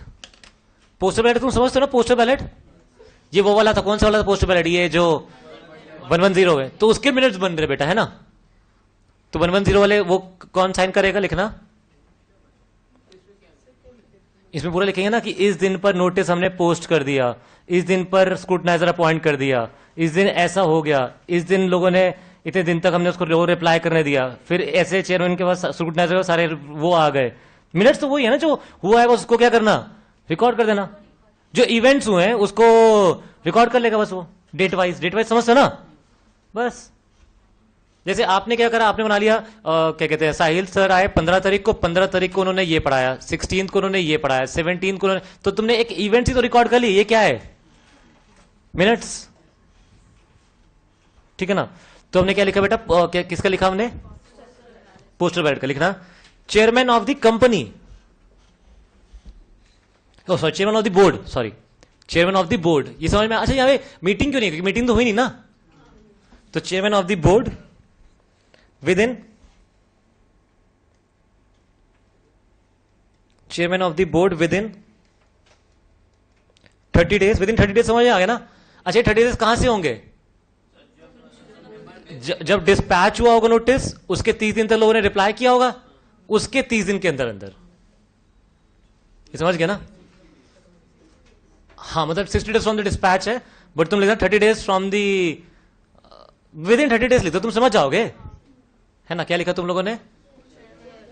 Chairman of the board with in 30 days in case of disability, और इन केस ऑफ डिसेबिलिटी, और in case of disability. Disability तुम समझ गए बेटा, है ना? वो मर गया, पागल हो गया। In case of disability any director authorise by the board. मतलब सेम हो गया ये, बस वहां पे chairman of the same meeting था, यहां पे चेयरमैन ऑफ द बोर्ड आ गए बस। In case of disability any director authorise by the board. ये कौन सा सेक्शन हमारा एंड हो गया बेटा? नहीं नहीं, एंड नहीं हुआ, अभी वो तीसरा पार्ट आएगा ना। नहीं, फर्स्ट ओरिजिनल मीटिंग, सेकंड हो गया पोस्टल बैलेट, थर्ड आएगा बोर्ड मीटिंग। बोर्ड मीटिंग कि बोर्ड मीटिंग वाले कौन साइन करेंगे, है ना? हाँ, पब्लिक नहीं तो बिल्कुल 100% नहीं होंगे। तो बोर्ड मीटिंग का लिखेंगे हम लोग क्या, इसके आगे लिखना chairman of the same meeting, chairman of the same meeting,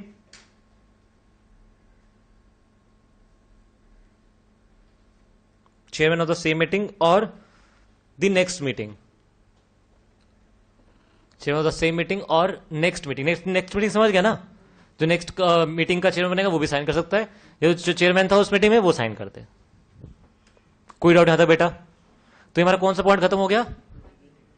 नहीं बेटा, पॉइंट कौन सा खत्म हुआ, थर्ड या फोर्थ? Third point. अब फोर्थ पॉइंट आएगा, तो समझ में आया ना हम किस लिख रहे हैं? ओके, तो अब फोर्थ पॉइंट लिखेंगे अब, है ना?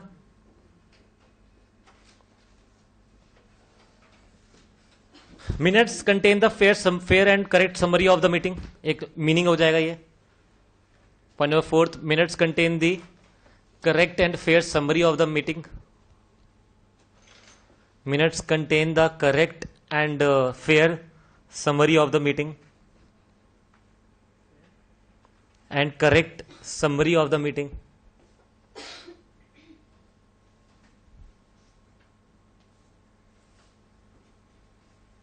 Next point लिखना, point number fifth. All appointment shall be included in the meeting. All appointment in the meeting, sorry. All appointment in the meeting shall be included in the minutes. All appointment in the meeting समझ में आया ना? आपने director को appoint किया, auditor को appoint किया, वो सभी तो मिनट्स में आएगा। All appointments in the meeting shall be included in the minutes.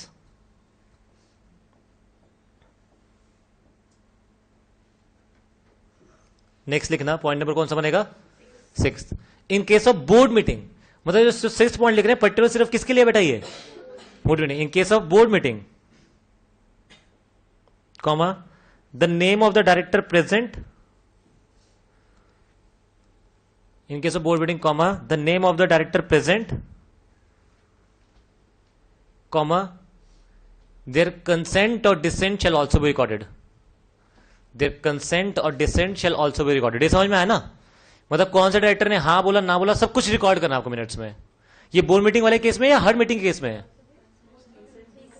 Consent and dissent shall also be recorded.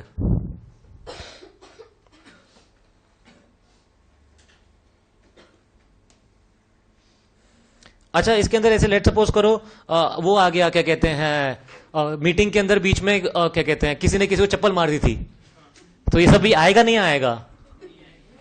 अच्छा, वहां पे खाना खत्म हो गया था, ये सब रिकॉर्ड होगा रिकॉर्ड नहीं होगा? हाँ, ये इररिलेवेंट है। अच्छा, ये रिकॉर्ड नहीं होना चाहिए, ये इररिलेवेंट है, ये कौन डिसाइड करेगा? क्योंकि सीएस तो सब कुछ लिख देगा, इसने इसको चप्पल मार दी, इसने चप्पल खाने के बाद गाली दे दी, इसने खाना खत्म हो गया, लोगों ने पहले ज्यादा खाना खा लिया।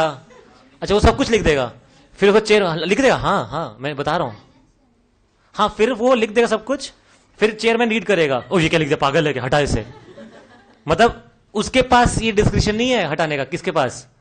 वो सब कुछ रिकॉर्ड करेगा। फिर चेयरमैन के पास डिस्क्रिप्शन है, अगर उसको लगे ये चीज इररिलेवेंट है, डिफेमेटरी है, डिफेमेटरी समझते हो ना? ये मतलब किसी को डिफेम कर रही है, या फिर ये डेट्रीमेंटल है इन the interest of the company, detrimental समझते हो ना, नुकसानदेही है, तो फिर चेयरमैन इन तीन सर्कमस्टांस में उस चीज को वहां से क्या कर देगा, हटा देगा। ये चेयरमैन का डिस्कशन है, सबका डिस्कशन है चेयरमैन का। तो लिख देना क्या, next line, next point, chairman has a discretion to, chairman has a discretion to exclude, chairman has a discretion to exclude. अच्छा, चेयरमैन के पास बहुत, मतलब ये सिर्फ इन तीन को एक्सक्लूड करने वो पावर है, कुछ भी एक्सक्लूड करने का पावर है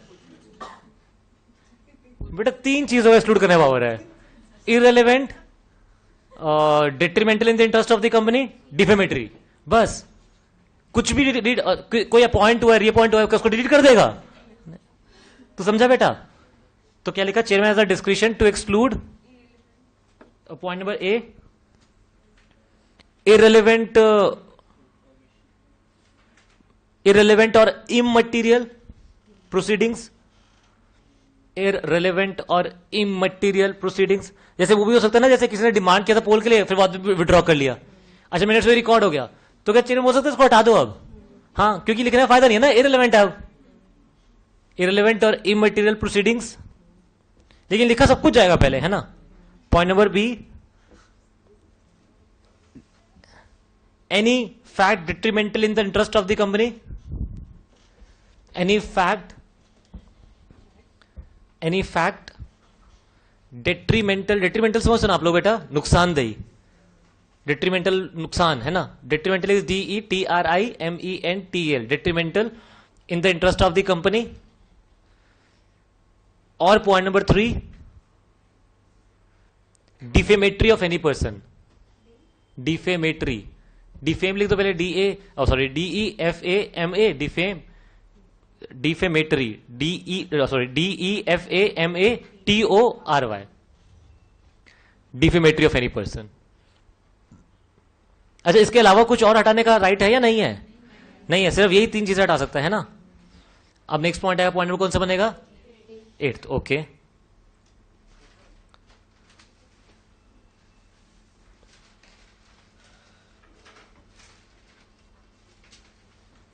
No document of this report, no document of this report shall be circulated or advertised.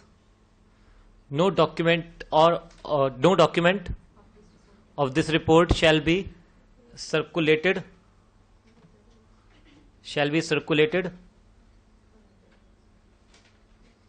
or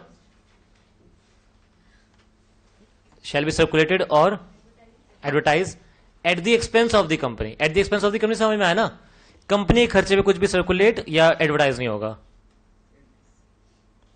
no document of this report shall be, no document of this report of any general meeting डाल देना है ना, कि board meeting तो वैसे भी circulate और advertise नहीं हो सकता। नो डॉक्यूमेंट ऑफ, क्या लिखा है एक बार दोबारा बताओ ना, ऑफ जनरल मीटिंग लिख देना, रिपोर्ट ऑफ जनरल मीटिंग है ना, report of general meeting shall be circulated or advertised at the expense of the company। उसको तो बात नहीं होती, उठती बाकी है ना।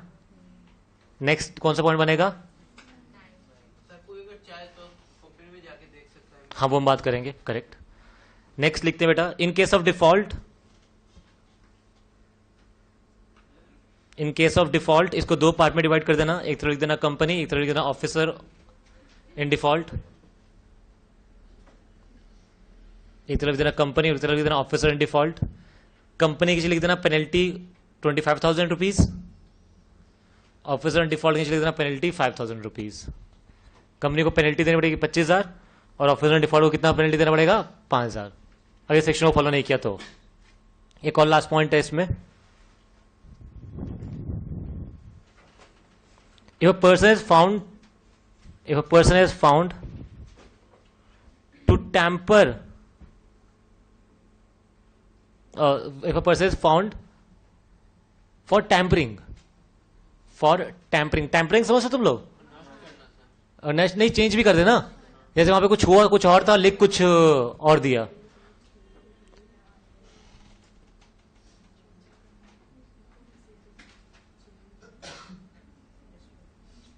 क्या लिखा हम लोगों ने? For tampering, then he shall be punishable,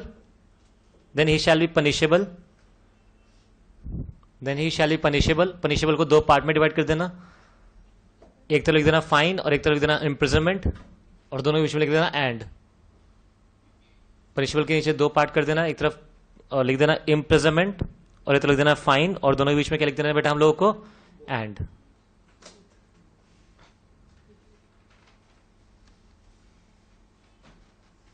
ठीक है। अच्छा, इम्प्रिजनमेंट के नीचे लिखना मैक्सिमम 2 इयर्स है, और फाइन के नीचे लिख देना मिनिमम 25,000 है, मैक्सिमम 1 लाख है। मिनिमम 25,000 है, मैक्सिमम 1 लाख है। हाँ, जेल भी जाना पड़ेगा, फाइन भी देना पड़ेगा, दोनों। मैक्सिमम 2 साल। ये कौन सा हो गया हमारा पॉइंट नंबर? ये खत्म हो गया हमारा, कौन सेक्शन खत्म हो गया? अब इनका जो डाउट था वो आ गया section 119, inspection of minutes of general meeting. Section number 119, inspection of minutes of general meeting. अच्छा, आपको डिफरेंस समझ में आ गया ना? Inspection of minutes of general meeting का मतलब क्या हुआ? हाँ, मतलब इंस्पेक्शन सिर्फ जनरल मीटिंग का होता है, बाकी किसी का अलाउड नहीं होता है ना। Inspection of minutes of general meeting.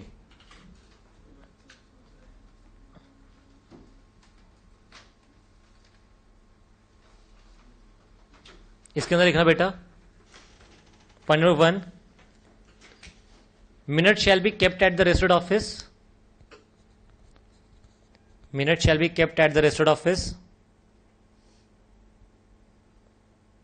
Minute shall be kept at registered office, full stop. Point number 2, can be inspected by any member. Can be inspected by any member, सिर्फ मेंबर इंस्पेक्ट कर सकता है इसे। Can be inspected by any member without any fees during business hours. अच्छा, आप इसको थोड़ा restrict भी कर सकते हो बिजनेस आवर्स को, आर्टिकल्स के थ्रू। हाँ, 2 घंटे देना पड़ता है आपको मैक्सिमम। अच्छा, ये ना हर जगह याद रखना बेटा, इंस्पेक्शन में जहां भी लिखा ना बिजनेस आवर्स में आके इंस्पेक्ट कर सकते हैं, इंस्पेक्ट कर सकते हैं, उसे आर्टिकल रिस्ट्रिक्ट कर सकता है टिल 2 आवर्स। कहां तक रिस्ट्रिक्ट कर सकता है? 2 आवर्स। ये एक जनरल बात है। Point number 3, member can also request for a copy of minutes. A member can also inspect the copy of the minutes. Copy of the minutes समझ गया ना? फोटो कॉपी मांग सकता है वो, है ना? Copy of minutes, comma, which company should provide within 7 days. Which the company should provide in 7 days. Fees लग सकती है इसकी 10 रुपए पर पेज लगता है, मैंने लिखवा रहा, बेकार बात हो गई है ना। ठीक है ना। Point number 4, in case of default, in case of default, इसको 2 पार्ट पे डिवाइड कर देना पहले तो। एक तो लिख देना कंपनी और एक तरफ क्या लिख दोगे? Officer in default. In case of default को 2 पार्ट में डिवाइड कर देना, एक तरफ लिख देना कंपनी और एक तरफ लिख देना ऑफिसर इन डिफॉल्ट। कंपनी के नीचे लिख देना पेनल्टी 25,000 फॉर ईच डिफॉल्ट है ना। 25,000 फॉर ईच डिफॉल्ट, समझते हो? जैसे मिस्टर ए गया उसको भगा दिया, मिस्टर बी गया उसको भगा दिया, तो हर एक का अलग अलग है। कितना? 25,000 फॉर ईच डिफॉल्ट। और ऑफिसर इन डिफॉल्ट के नीचे लिख देना 5,000 for each default.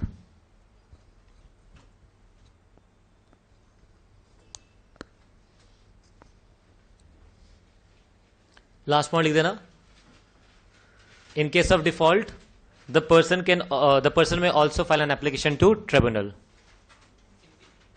In case of default person में also apply to tribunal. Person में ऑल्सो अप्लाई टू ट्रिब्यूनल समझते हो ना? लेकिन ट्रिब्यूनल को बोल सकता है कि ये देखो मुझे इंस्पेक्शन नहीं करने दे रहे या मुझे फोटो कॉपी नहीं दे रहे, है ना। तो this will and your what? 119। छोटे छोटे सेक्शन है ना। अब नेक्स्ट कौन सा आएगा? Section number 120,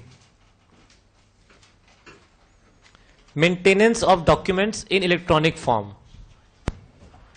maintenance of documents in electronic form. अच्छा, ये जो आप बना रहे हो क्या कहते हैं, ये जो आप मिनट्स बना रहे हो, रजिस्टर बना रहे हो, इसके अंदर ये सब आप इलेक्ट्रॉनिक फॉर्म में बना सकते हो। हाँ, इलेक्ट्रॉनिक फॉर्म समझते हो ना? मतलब आपको जरूरी नहीं कि मैनुअली बनाना है, आप किस फॉर्म में बना सकते हो? इलेक्ट्रॉनिक फॉर्म में। तो लिख देना इसके अंदर। अच्छा, पहले तो लिखना किसके लिए कंपल्सरी इलेक्ट्रॉनिक फॉर्म में करना है ना। Point number 1, every listed company, every listed company और company having 1,000 or more of security holders, और company having 1,000 or more of security holder. Security holder समझते हो ना? सब मिला के है, इक्विटी, प्रेफरेंस सब मिला के। अगर 1,000 से ज्यादा है तो उनके कंपल्सरी है, shall maintain the register and return under this chapter shall maintain the register and return under this chapter समझ में आया ना? इस चैप्टर में जो रजिस्टर रिटर्न बन रहे सारे इन electronic form, register and returns in electronic form, बाकियों के लिए ऑप्शनल हो गया है ना.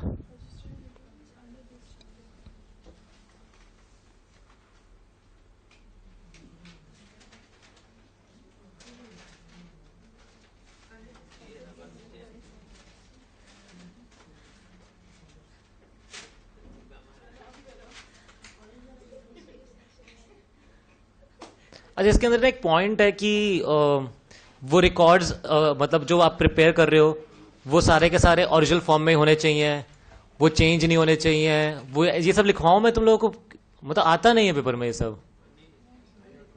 और उसको सिक्योरिटी में रखना चाहिए, कोई उसको चोरी ना कर ले, ध्यान रखेगा, कोई साइन करने के बाद एडिट ना हो, अपडेट होते रहे. तो सब कभी आया नहीं है ना? तुम छोड़ सकते हैं ना. तो सेक्शन नंबर एंड कर देते हैं. हमारा कौन सा एंड हो गया? 120. अब कौन सेक्शन आ जाएगा? सेक्शन नंबर कौन सा? 121. देखो खत्म होने वाला है यार. हाँ तो वो शुरू कर देंगे ना अभी फिर. हाँ बेटा, आज 1 बजे तक क्लास है ना हमारा. हाँ 1 बजे तक.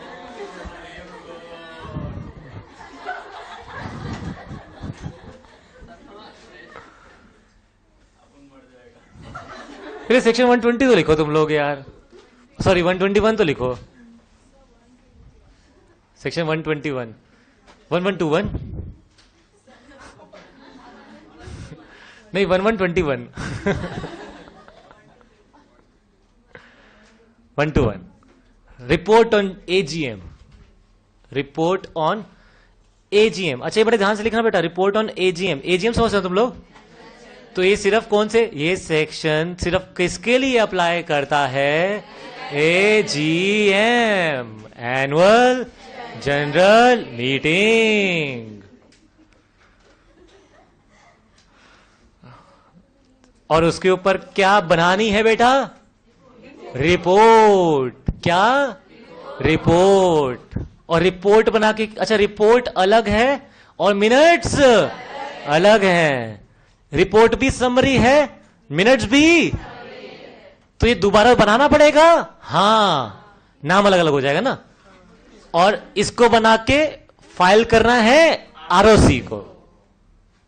किसे फाइल करना है? और ये अप्लाई करता है सिर्फ लिस्टेड कंपनीज पे. किस पे बेटा? लिस्टेड कंपनीज पे. तो लिखा बेटा क्या?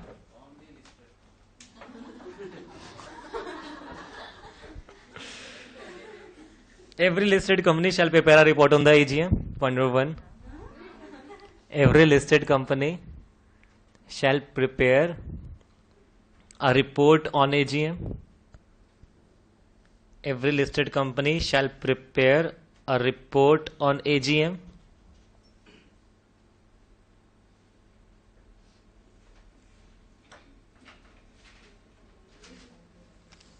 Point number 2.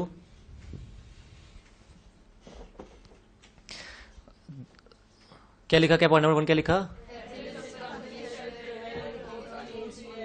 Shall file such report to ROC within 30 days.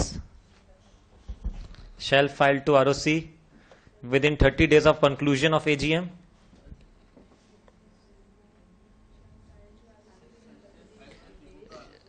Within 30 days of conclusion of AGM. Next point बनेगा point number 3 of AGM. Report shall be signed by the chairman of the meeting. Report shall be signed by the chairman of the meeting. The report shall be signed by the chairman of the meeting, or in case of disability. Disability समझ गए ना बेटा तुम लोग? मर गया, पागल हो गया, by any two directors, by any two directors, और ब्रैकेट में एमडी इफ एनी, मतलब एमडी इफ एनी समझ गया ना? मतलब एमडी है तो एमडी को साइन करना ही करना है. Buying to directors, MD if any तो करेगा, एंड सीएस हमें पता पड़े who is the CS, company secretary. या तो वही चेयरमैन साइन कर दे, अगर वो नहीं कर पाए तो 3 लोग साइन करेंगे, 2 डायरेक्टर्स और एक कंपनी सेक्रेटरी। ये कौन सा पॉइंट हो गया? 3। 4th आ जाएगा, report contain the summary of the meeting. Report contain the summary of the meeting. Report contain the summary of the meeting, that is report contain the summary of the meeting, that is क्या क्या चीजें होती हैं? That is point number A, day, date, time and venue of AGM. Day, date, time and venue of AGM. Venue समझते हो तुम लोग? Okay, हाँ, venue of AGM. Point number B, appointment of chairman. Appointment of chairman. Point number 3, number of members attending the meeting. नाम नहीं आना उनका, सिर्फ क्या आना है? Number of members attending the meeting, है ना। Next point, confirmation of the quorum. Confirmation of quorum समझ में आ गया ना? मतलब रिपोर्ट में लिख देंगे कि कोरम प्रेजेंट था, है ना।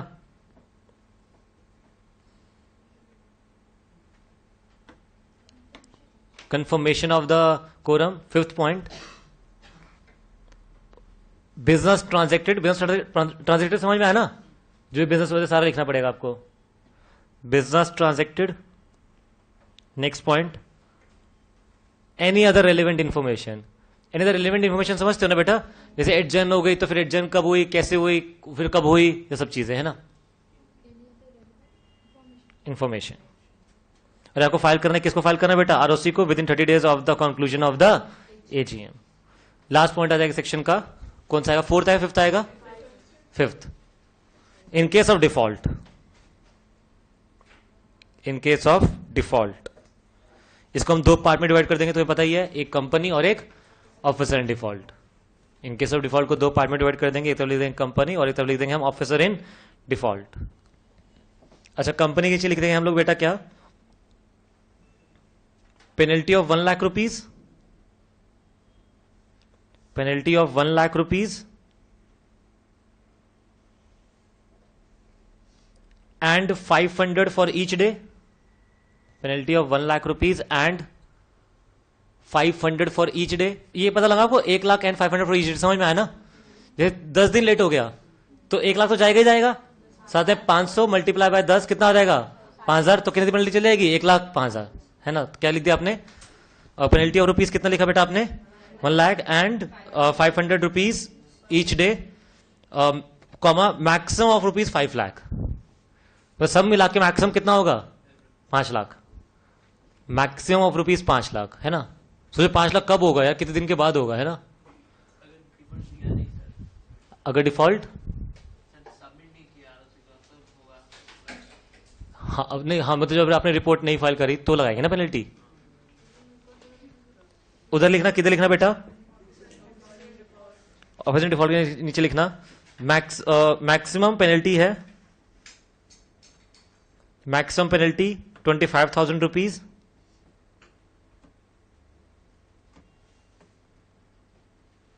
₹25,000 and 500 for each day, and 500 for each day, maximum to 1 lakh. मतलब सब मिला के मैक्सिमम कितना हो सकता है? 1 लाख। अब जैसे चेक करोगे ना तो नवंबर 18 में अमेंडमेंट आई है बेटा। अच्छा, अमेंडमेंट 18 में आएगी तो हो सकता है आपका स्टडी मटेरियल में पुरानी लिखी हो अभी भी, ठीक है ना। तो वो मैंने आपको बिल्कुल वो लिखवाई, क्या कहते हैं, जो एज ऑन डेट जो है ना। अब हम कौन सा लास्ट सेक्शन लिख देते हैं बस, क्या 122। ये सेक्शन आपको लिखवाऊंगा, नाम लिखवा दूंगा, अंदर ही लिखवाऊंगा। Applicability of this chapter to OPC. Applicability of this chapter to OPC. अच्छा, ओपीसी के ऊपर चैप्टर अप्लाई करेगा नहीं करेगा? वैसे तो बोलने वाली बात नहीं है। ये चैप्टर ओपीसी अप्लाई करेगा नहीं करेगा? नहीं करेगा। नहीं, क्यों नहीं करेगा? फिर एक मेंबर खुद कैसे मीटिंग करेगा, है ना। अच्छा, फिर वो कैसे, अच्छा ये ऑर्डर बेसिस कैसे पास करेगा? वो लिखकर कंपनी को फाइल कर देगा। वो लिख देगा I adopt the financial statement, declare the dividend, appoint this as the auditor, appoint this as the director. वो सब लिख के किसको दे देगा? कंपनी को, और मान लीजिए रेजोल्यूशन क्या हो गए? पास। तो सेक्शन नंबर कौन सा हो गया हमारा बेटा? 122। कुछ डाउट है तो बताओ।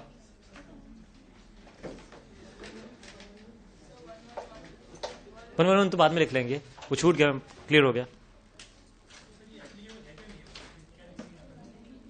आप लिख दो दिस चैप्टर, लिख दो इसके अंदर 122 के अंदर लिख दो, this chapter does not apply to OPC, this chapter does not apply to OPC, this chapter does not apply to OPC, full stop. Member write and sign the resolution, member write, write कौन सा write लिखा बेटा आपने? हाँ, W write and sign the resolution and file it to the company, write and sign the resolution and file it to the company. लिखकर sign करके किसको file कर देता है? कंपनी को। मान लीजिए रेजोल्यूशन क्या हो गया? पास। हाँ, कंपनी को। मेंबर और कंपनी तो अलग अलग है ना, separate legal entity.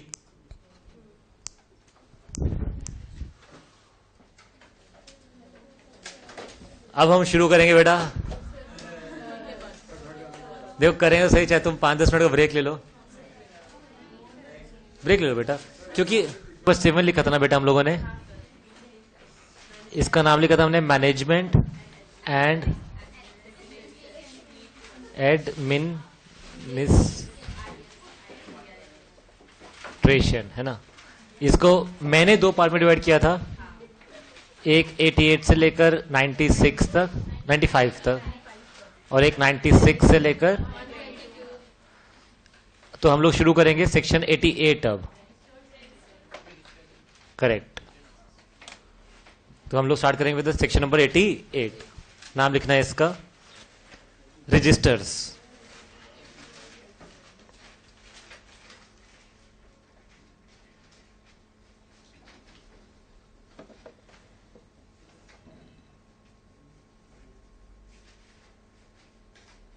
Register of members etc, register of members etc।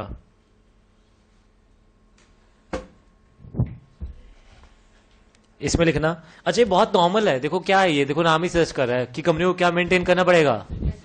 Register of member. अच्छा, मेंबर्स का अलग अलग करना पड़ेगा, इक्विटी प्रेफरेंस, या एक ही में सबका नाम लिख दे? इक्विटी का अलग, प्रेफरेंस का अलग, बॉन्ड्स का अलग, डिबेंचर होल्डर्स का अलग, कब तक रखना है, कौन इंस्पेक्ट कर सकता है, ये सब बातें हैं बस। तो इजी है मुश्किल है सब? ये सब इजी सा है। तो सेक्शन में कौन सा होगा बेटा? ये 88 लिखना है इसके अंदर। Every company shall maintain, every company shall maintain, point number 1, every company shall maintain, point number A, register of equity share holders, point number A, register of equity share holders, point number B, register of preference share holders. अच्छा, इसमें किसका नाम आएगा? जो India में रहते हैं, जो इंडिया के बाहर रहते हैं, ये सबका सबका नाम आ जाएगा ना, चाहे वो इंडिया में चाहे इंडिया के बाहर।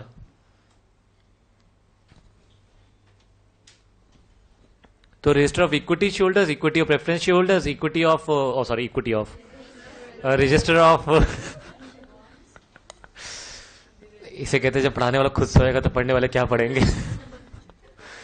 Register of equity share holder, register of preference share holder, register of debenture holder, register of bond holder. हाँ, अभी ठीक हुआ ना?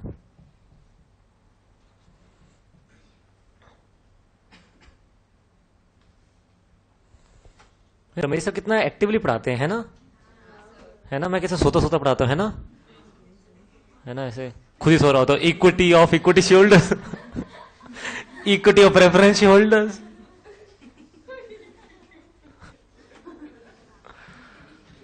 ये वीडियो देना मत बाहर किसी को, लोग पढ़ने नहीं आएंगे। हाँ, पॉइंट नंबर 2, इंडेक्स बनेगा। इंडेक्स समझ तुम लोग? इंडेक्स, इंडेक्स मैं तुम्हें बताऊं, बहुत बहुत ही बकवास है। रजिस्टर पर तुम लोगों ने देखा नहीं देखा, मैं तो बहुत देख लिए। कुछ नहीं बनता ऐसे, जैसे जैसे एक इंडेक्स बना देंगे, पहले यहां लिख देंगे साहिल गिरधर, फिर ये है पेज नंबर 2 पर, फिर 2 खोलेंगे तो साहिल गिरधर सारी डिटेल आ जाएगी, Sahil Girdhar, son of, resident of, कितने शेयर है, ऑक्यूपेशन क्या है, नहीं समझे बेटा। फिर यहाँ लिख देंगे सुशील, उसके पेज नंबर आ जाएगा 5वां, फिर 5वां पेज खोलेंगे तो सुशील की पूरी डिटेल आ जाएगी, नहीं समझे। तो पहले इंडेक्स बन जाएगा, फिर सबकी क्या आ जाएंगी, डिटेल्स आ जाएंगी। अच्छा मैंने आपको बताया था ना यहाँ पे सब कुछ होता है कि वो किस दिन वो मेंबर बना, डेट ऑफ मेंबर। अच्छा वो छोड़ जाता है तो उसका नाम काट देते हैं या डेट ऑफ सिजेशन लिखा होता है, डेट ऑफ सिजेशन लिखा, डेट ऑफ सिजेशन समझते हो, what is date of cessation. मतलब इस दिन ये मेंबर नहीं रहा, तो मेंबर का कभी रजिस्टर कटता नहीं है, कटता नहीं, समझ में आया ना। जैसे वो मेंबर नहीं रहा तो ऐसे नहीं उसको काट देंगे, बस क्या क्या डेट डाल देंगे, डेट ऑफ सिजेशन इस डेट से, अभी मेंबर नहीं रहा। फिर कोई नया बन जाएगा तो इसी के साथ लिखेंगे या अगला इंडेक्स में नंबर डाल देंगे, अगला इंडेक्स में नंबर डाल देंगे। जैसे साहिल ने भेज दिया, साहिल से खरीद दिया लेट सपोज करो राम ने, तो राम का नाम डाल देंगे, राम का नाम पेज नंबर 6 पे डाल देंगे डिटेल्स, नहीं समझे बेटा। इस तरह क्या बनता जाएगा रजिस्टर। तो हाँ हाँ, तो एक नया नाम डाल देंगे क्योंकि वो तो दोबारा खरीदा ना, तो पहले तो डेट ऑफ सिजेशन उसका नाम आ जाएगा, फिर नया एक और उसका खोल के मतलब उसका एक नेक्स्ट इंडेक्स में नाम डाल के उसको दोबारा लिख देंगे, क्या हो गया उसमें, क्या है, चलता रहेगा ये सब। जी ठीक है ना, क्लियर हो गया ना, तो लिख देना। अच्छा रजिस्टर आपको तब बनाने का है जब आपका वो है क्या कहते हैं 50 से ज्यादा मेंबर्स हैं, तो अगर 50 से कम ही मेंबर है तो आपको कोई इंडेक्स बनाने का भी जरूरत नहीं, क्योंकि इंडेक्स तो वहां बनाओ ना जहां पे थोड़े से इंडेक्स, समझ गए ना तुम लोग, पता नहीं तुम समझ पाए, इंडेक्स नहीं समझे बेटा तुम लोग। हाँ हाँ इंफॉर्मेशन तो सर कंपनी के पास रहता नहीं, एनएसडीएल के पास रहता ये कौन सी कंपनी का होगा बेटा, लिस्टेड के बारे में बात करो, मैं अनलिस्टेड की बात करेंगे। अनलिस्ट लिस्ट वाला तो सिर्फ उसका नाम लिख देगा अपने रजिस्टर में, किसका, एनएसडीएल का। हाँ तो अभी हम क्या लिखेंगे बेटा, पॉइंट नंबर 2 है ना, पॉइंट नंबर 2 लिख देना। Index shall also maintain in case the members are more than 50। Index shall be maintain in case, index shall be maintain in case member are more than. Index बना के थोड़ा easy हो जाता है ना। आपने वो देखा है कभी, बनिया वो बनाता है एक दुकान वाला, वो उधार वाला, देखा कभी तुम लोगों ने, वो इंडेक्स नाम लिखता है पहले, फिर उसको पन्ने खोलता है, देखते रहो इतना सामान खरीदा था, इतना पैसा दे दिया, नहीं देखा कभी तुम लोगों ने। वैसे उसी टाइप में ये आपका रजिस्टर मेंबर बन जाएगा, है ना। More than 50 members, index is to be prepared in case members are more than 50। कुछ भी जैसे भी लिख दो, नॉर्मल है, इंग्लिश ही तो है। पॉइंट नंबर 3, अच्छा मैं तुम्हें वो लिखवाऊं कि इन case of listed company the register is maintained by the NSDL on behalf of the company, लिख लो, हर चीज लिख दो बेटा, हर चीज, कुछ मत छोड़ो बेटा। इन case of listed company the register shall be maintain,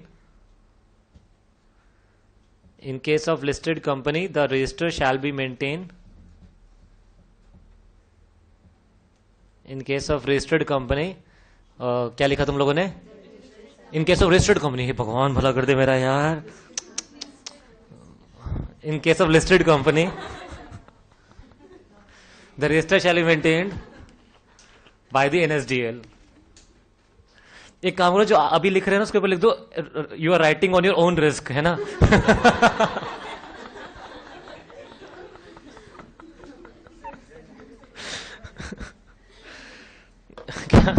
क्या लिख दिया, नहीं वो मजे ले लेके तो लिख रहे हैं, क्या है वो भी 15 मिनट बीत जाएगा, बस 1-2 सेक्शन निकल जाएंगे इतने में। क्या लिख दिया बेटा, maintain by the NSDL, full stop. Next point लिखते हैं। अच्छा क्या कंपनी क्या फॉरेन में भी रजिस्टर बना सकती है, फॉरेन में रजिस्टर नहीं समझे, फॉरेन जैसे हमारे कोई लोग ऑस्ट्रेलिया में ज्यादा रहते हैं तो वो लोगों के लिए अलग एक रजिस्टर बना दिया वहां पर।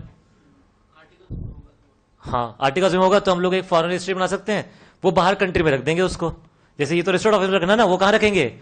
अच्छा मतलब उसका क्या हुआ कि मतलब वो डुप्लीकेट बनेगा या वही ये वाली चीजें बाहर लिख देनी है बस, अब डुप्लीकेट हो जाए, नहीं समझे तुम। जैसे लेट सपोज करो कि क्या कहते हैं कैटी पेरी इंडिया में आई हुई, देखा तुम लोग, कितना पढ़ता है ये लड़का, है ना। अभी पूछना सेक्शन ये वाला कौन सा है, वो नहीं पता होगा इसको। कैटी पेरी अभी कहाँ है, मुंबई में, किसके, कहाँ पर, कहाँ कौन से होटल में रह रही है।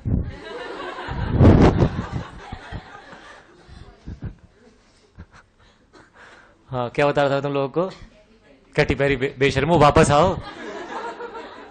अच्छा हाँ, मतलब कैटी पेरी ने, सही लिखा ना मैं स्पेलिंग उसका? हाँ, तो कैटी पेरी ने शेयर परचेज कर लिए इंडिया में, है ना? तो इसने बोला कि लेट्स सपोज को इसने कंपनी को रिक्वेस्ट करी कि मेरे लिए फॉरेन में एक और रजिस्टर बना दो, तो क्या कंपनी बना देगी नहीं बना देगी? वो तो दो चार बना देगी उसके लिए रजिस्टर तो। है ना? लेकिन वो डुप्लीकेट होगा या यहां का रजिस्टर उठा के ही वही रख देगी? डुप्लीकेट होगा। तुम समझ गया ना? सर फोल्डिंग रजिस्टर मीन्स जो फॉरेन में पड़ा है। कंपनी में नहीं होगा सर। तो सब नहीं बेटा, फॉरेन रजिस्टर कंपनी में कैसे होगा? फिर तो डोमेस्टिक हो गया ना बेटा वो। बाहर बेटा कहीं ऑफिस लेकर रखेंगे ना, क्या हो गया तुझे बेटा? बाहर कोई बेटा कोई ना व्हाइट हाउस में जाकर रख देंगे।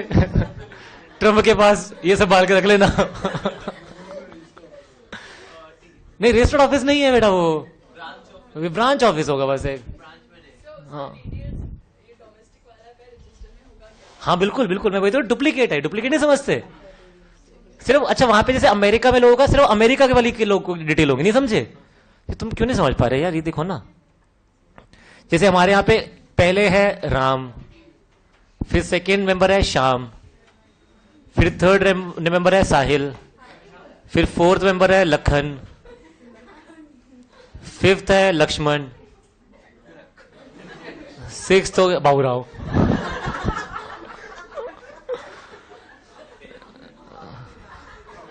अच्छा सिक्स्थ हो गई कैटी पेरी।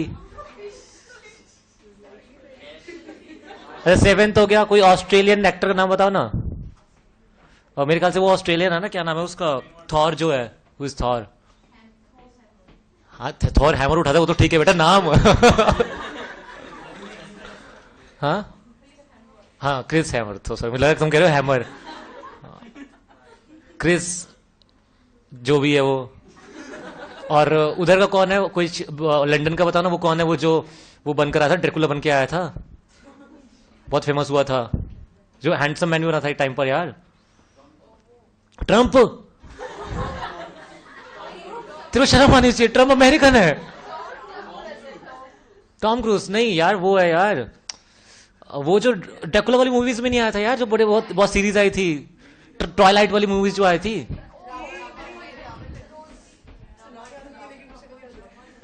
रॉबर्ट रॉबर्ट कुछ करके, रॉबर्ट पैटिसन। रॉबर्ट पैटिसन का नाम भी आ गया। मार्च में लो, ओके। कहाँ कभी और कंट्री का है? नहीं, बाहर का तो बेटा कंट्री। तो कोई ऐसे बताओ ना। और जैसे ये हो गया she is American, Chris Hemsworth Australian हो गया, ये हमने लिख दिया लंदन का लिख दिया, कोई और ऐसे बताओ। ये बेटे चलो इतना बहुत है, 8 ये समझ गए ना तुम लोग? तो ये इंडिया में तो उनके नाम आएंगे ही आएंगे, फिर अमेरिका में जाएंगे, एक ऑफिस खोलेंगे, वहां पे एक और रजिस्टर बना देंगे, इसमें कैटी पेरी का नाम लिख देंगे, नहीं समझे? फिर ऑस्ट्रेलिया जाएंगे, फिर वहां पे जाके क्रिस हेम्सवर्थ का लेके एक रजिस्टर खोल देंगे, नहीं समझे बेटा? फिर ऐसे ही जो भी था वो, और फिर एक लंदन में जाके रॉबर्ट पैटिसन के लिए भी एक रजिस्टर खोल देंगे, नहीं समझे तुम लोग? बस यही है। इन 3 को क्या बोलेंगे बेटा हम लोग? Foreign register. ये डुप्लीकेट है या ओरिजिनल है? तो यहां पे भी सारी डिटेल आएंगी नहीं आएंगी? इंडिया में तो आएंगी आएंगी, नहीं समझे बेटा तुम लोग? समझ गए ना तुम लोग? जैसे नवजोत सिंह सिद्धू ने भी खरीद लिया तो उसका नाम भी याद आएगा। तो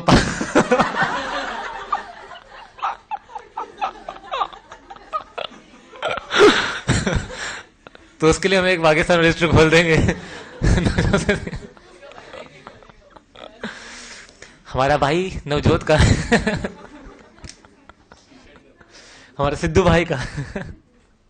तो क्या लिखा बेटा तुम लोगों ने? नेक्स्ट पॉइंट कोई भी बनेगा, क्या लिखे?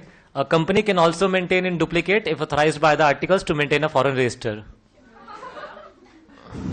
अब देखो, अब दोबारा बोला, बड़ा टफ है ये। The company may also maintain register, duplicate register outside India if authorized by the articles.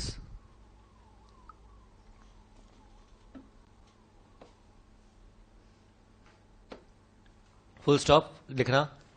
Search register shall be known as foreign register. ये मैंने आपको वहां भी समझाया था, ये आपको वो पढ़ाया था मैंने, रेक्टिफिकेशन ऑफ रजिस्टर मेंबर, याद है तुम लोगों को? एक सेक्शन पढ़ाया था बेटा मैंने आपको, section 58 sorry, rectification of register member. नहीं याद आया? मैंने कहा था कि उसके रजिस्टर में गलत लिख दिया कुछ, तो बाहर वाले में केस कर देगा ट्रिब्यूनल में, या इंडिया के ट्रिब्यूनल में आगे केस करने. नहीं याद आया? तो बाहर ही केस करने. नहीं याद आया?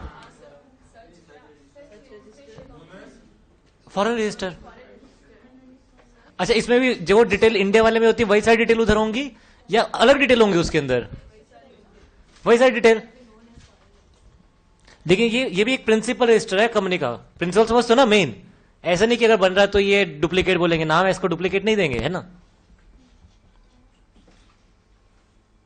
Full stop. Such register is maintain for the security holders residing outside India. Such register is maintain, full stop डाल देना सेम पॉइंट के अंदर. Such register is maintain for the members residing outside India. For the security holders, है ना, क्योंकि debenture holder वाले तो बन सकते हैं बाहर.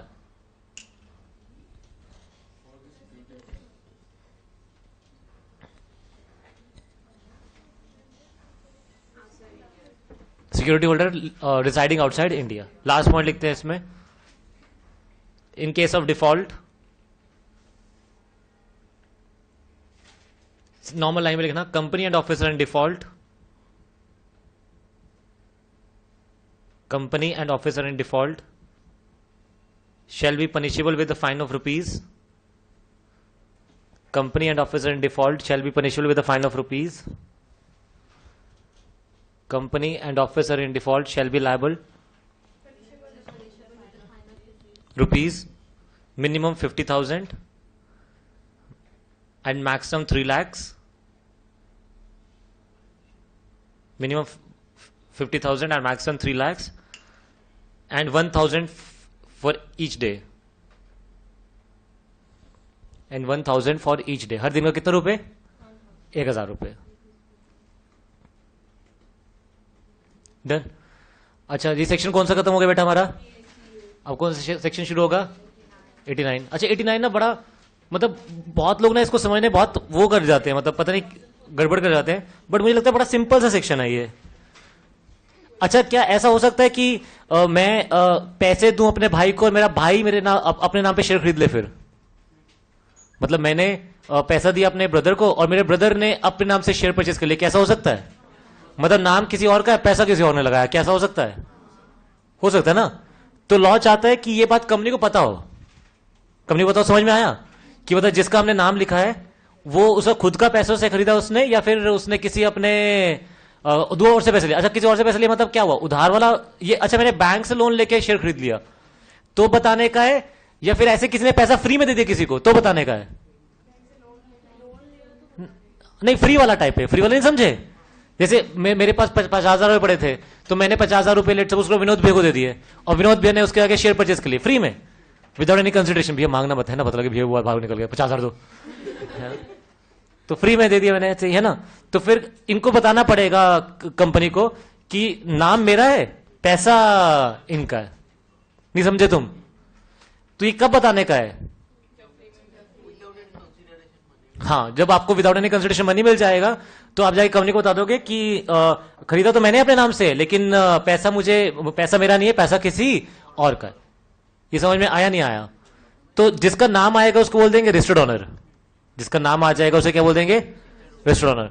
और जिसका नाम, जैसे मैंने विनोद भैया को पैसा दिया और विनोद भैया ने कंपनी का शेयर खरीद लिया तो विनोद भैया का नाम आ जाएगा ना रजिस्टर में. नहीं समझे भैया? नहीं भैया तो समझे, सॉरी.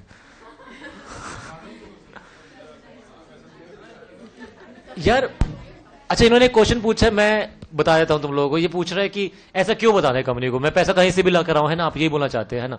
देखो बहुत लॉजिकल है. कल को कुछ गड़बड़ हो जाती है, दिक्कत आती है, पता लगे मैंने आपको कोई पैसा दे दिया था जो कि ठीक नहीं था, या कुछ मैंने ब्लैक मनी को रोटेट करने के लिए सब चीजें कर रखा था, या फिर मैं खुद नहीं इन्वेस्ट कर सकता था क्योंकि मैं क्रिमिनल था तो मेरा पैसा था तो मैंने आपको दे दिया. नहीं समझे? मतलब देर शुड बी ट्रांसपेरेंसी. मतलब कल को कुछ ऐसा गड़बड़ ना हो, इसलिए सेक्शन नंबर कौन सा बन गया?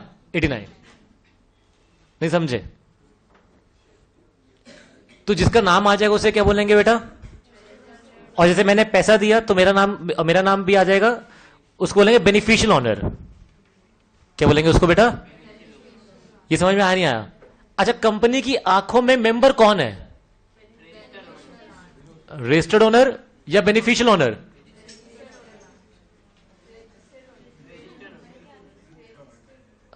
मैं एक एग्जांपल लेता हूं दोबारा। साहिल ने विनोद भैया को विदाउट एनी कंसिडरेशन 50,000 रुपए दिए ताकि वो रिलायंस के शेयर परचेज कर लें। यहां तक क्लियर हो गया? ये कंपनी में जाके पैसा लगा दिए, तो कंपनी के लिए विनोद भैया इज व्हाट? रजिस्टर्ड ओनर, और मैं क्या बन जाऊंगा? बेनिफिशियल। ये बताना है ना उनको। तो कंपनी की आंखों में who is the member, Vinod भैया या साहिल? विनोद भैया होंगे ना बेटा, नाम उनका है। ये सिर्फ एनएसडीएल के केस में होता है जहां पर जो मेंबर होता है वो रजिस्टर्ड ना होके कौन होता है बेटा? बेनिफिशियल। ये समझ में आया नहीं आया? बेनिफिशियल काम है ना बेटा, वो तो पैसे नहीं देगा तो फिर वो रजिस्टर्ड ओनर कैसे बनेगा? हाँ, नहीं बेटा मैंने बताया आपको। अच्छा, कल आपको नहीं पता लगा मैंने क्यों ऐसा हुआ है? मतलब ताकि, हाँ, मतलब कल को कुछ दिक्कत ना हो जाए। अच्छा, कल को कुछ प्रॉब्लम पता लग जाए, कुछ गड़बड़ हो जाए कि पैसा कहां से आया था, किसका था, ये पैसा चोरी का था या कुछ भी था। अगर रजिस्टर्ड ने बता दिया तो कौन फंसेगा? बेनिफिशियरी फंसेगा ना, कि मैंने तो ट्रांसपेरेंटली इसे बता दिया था कि पैसा किसी और का है। हाँ, अगर मैंने नहीं बताया होता और कल को फिर गड़बड़ होती तो रजिस्टर्ड को मारते, बेनिफिशियरी को पकड़ते? रजिस्टर्ड को मारते। भैया देख लो ध्यान से, तुम्हें समझ में आया नहीं आया? तुम्हें सिर्फ एक ट्रांसपेरेंसी मेंटेन करी है बस, ये क्लियर हुआ नहीं हुआ? अच्छा, तो पहले रजिस्टर्ड ओनर बताएगा कंपनी को कि नाम मेरा है, पैसा किसी और का है। फिर बेनिफिशियल ओनर भी बताएगा किसको? कंपनी को, पैसा मेरा है, नाम किसी और का है। फिर कंपनी बता देगी आरओसी को कि ये जो मेंबर है नाम के हैं, इनका है, पैसा इनका है। मतलब रियल कौन है, ये पीछे कौन है? नहीं समझे तुम लोग? असली कौन है, मतलब जिसने पैसा लगाया है। तुम समझे नहीं समझे बेटा? तो दे सेक्शन में कौन सा बेटा? 89। तो नाम क्या है इसका बेटा? Declaration of beneficial interest. Declaration of beneficial interest. अच्छा, पहले कौन किसको बताएगा? रजिस्टर्ड ओनर बताएगा कंपनी को। फिर कौन बताएगा? बेनिफिशियल ओनर भी बताएगा किसको? कंपनी को। फिर कंपनी किसको बता देगी? आरओसी को। सिंपल है ना? तो लिख देना क्या? और बेनिफिशियल इंटरेस्ट, मतलब नाम मेरा है, पैसा किसी और का है। तो लिखना है इसके अंदर बेटा क्या? Registered owner shall intimate the company, registered owner shall intimate the company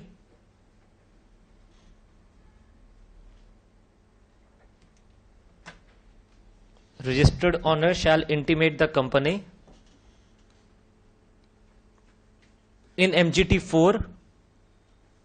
MGT पता लग गया तुम्हें? फॉर्म का नाम हो गया MGT। MGT फुल फॉर्म पता लग गया तुम लोग को? मैनेजमेंट चैप्टर के नाम पे है ना? तो MGT 4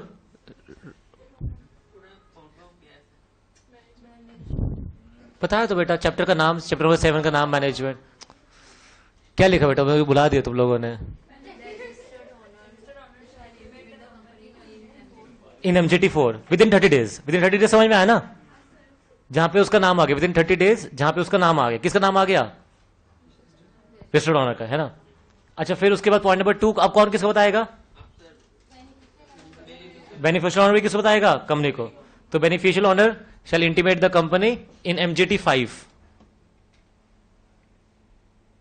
beneficial owner shall intimate the company in MGT 5 within 30 days.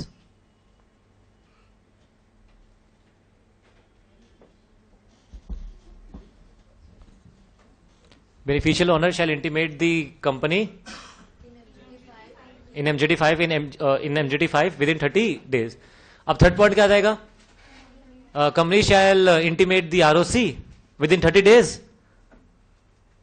Company shall intimate the ROC within 30 days to oh sorry, to ROC within 30 days, within 30 days. क्या बोल गया मैं, भगवान मेरा भला कर।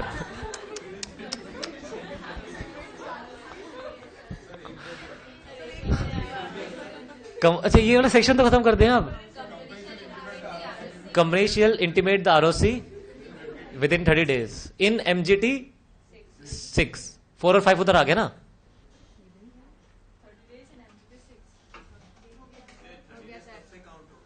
जब से उसने कंपनी को बताया, हाँ मतलब किसी ने भी बताया कंपनी को। हाँ हाँ हाँ करेक्ट। अच्छा एक लास्ट पॉइंट लिख देना है सेक्शन में। हाँ तो कंपनी नहीं बताएगी, नॉर्मल है।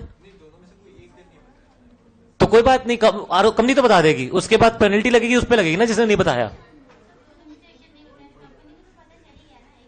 हाँ तो कंपनी बता देगी आरओसी को, फिर कल को कुछ अगर गड़बड़ होगी, पनिशमेंट लगी, तो जिसने नहीं बताया उसको पनिशमेंट देने पड़ जाएगी।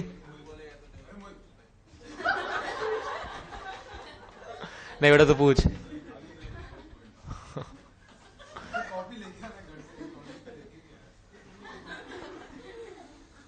बाहर से ले लियो कॉपी, एक्स्ट्रा नहीं। लिखो बेटा, इन case of default, in case of default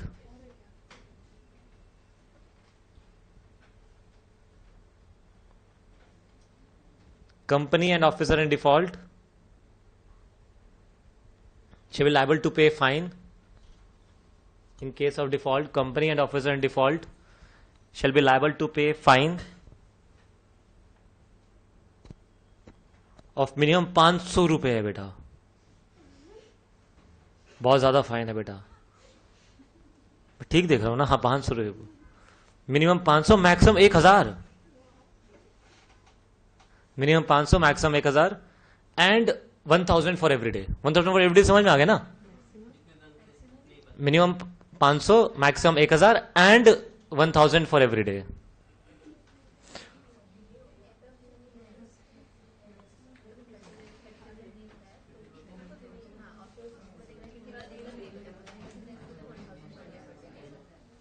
अच्छा सेक्शन नंबर, अच्छा सेक्शन नंबर 90 है अभी हमें। अच्छा सेक्शन नंबर 90 ना मैं पढ़ाऊंगा ही नहीं तुम लोग को, है ना,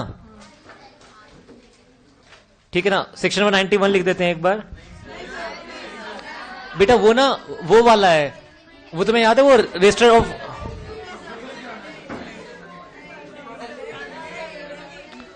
बेटा देखो बच्चे कितने सेक्शन है, 91, 92, 93, 94 है ही नहीं, 95, 4 सेक्शन रह गए बेटा। कल बेटा मैं सोच रहा हूँ फिर कल एक नया चैप्टर शुरू करें सुबह सुबह।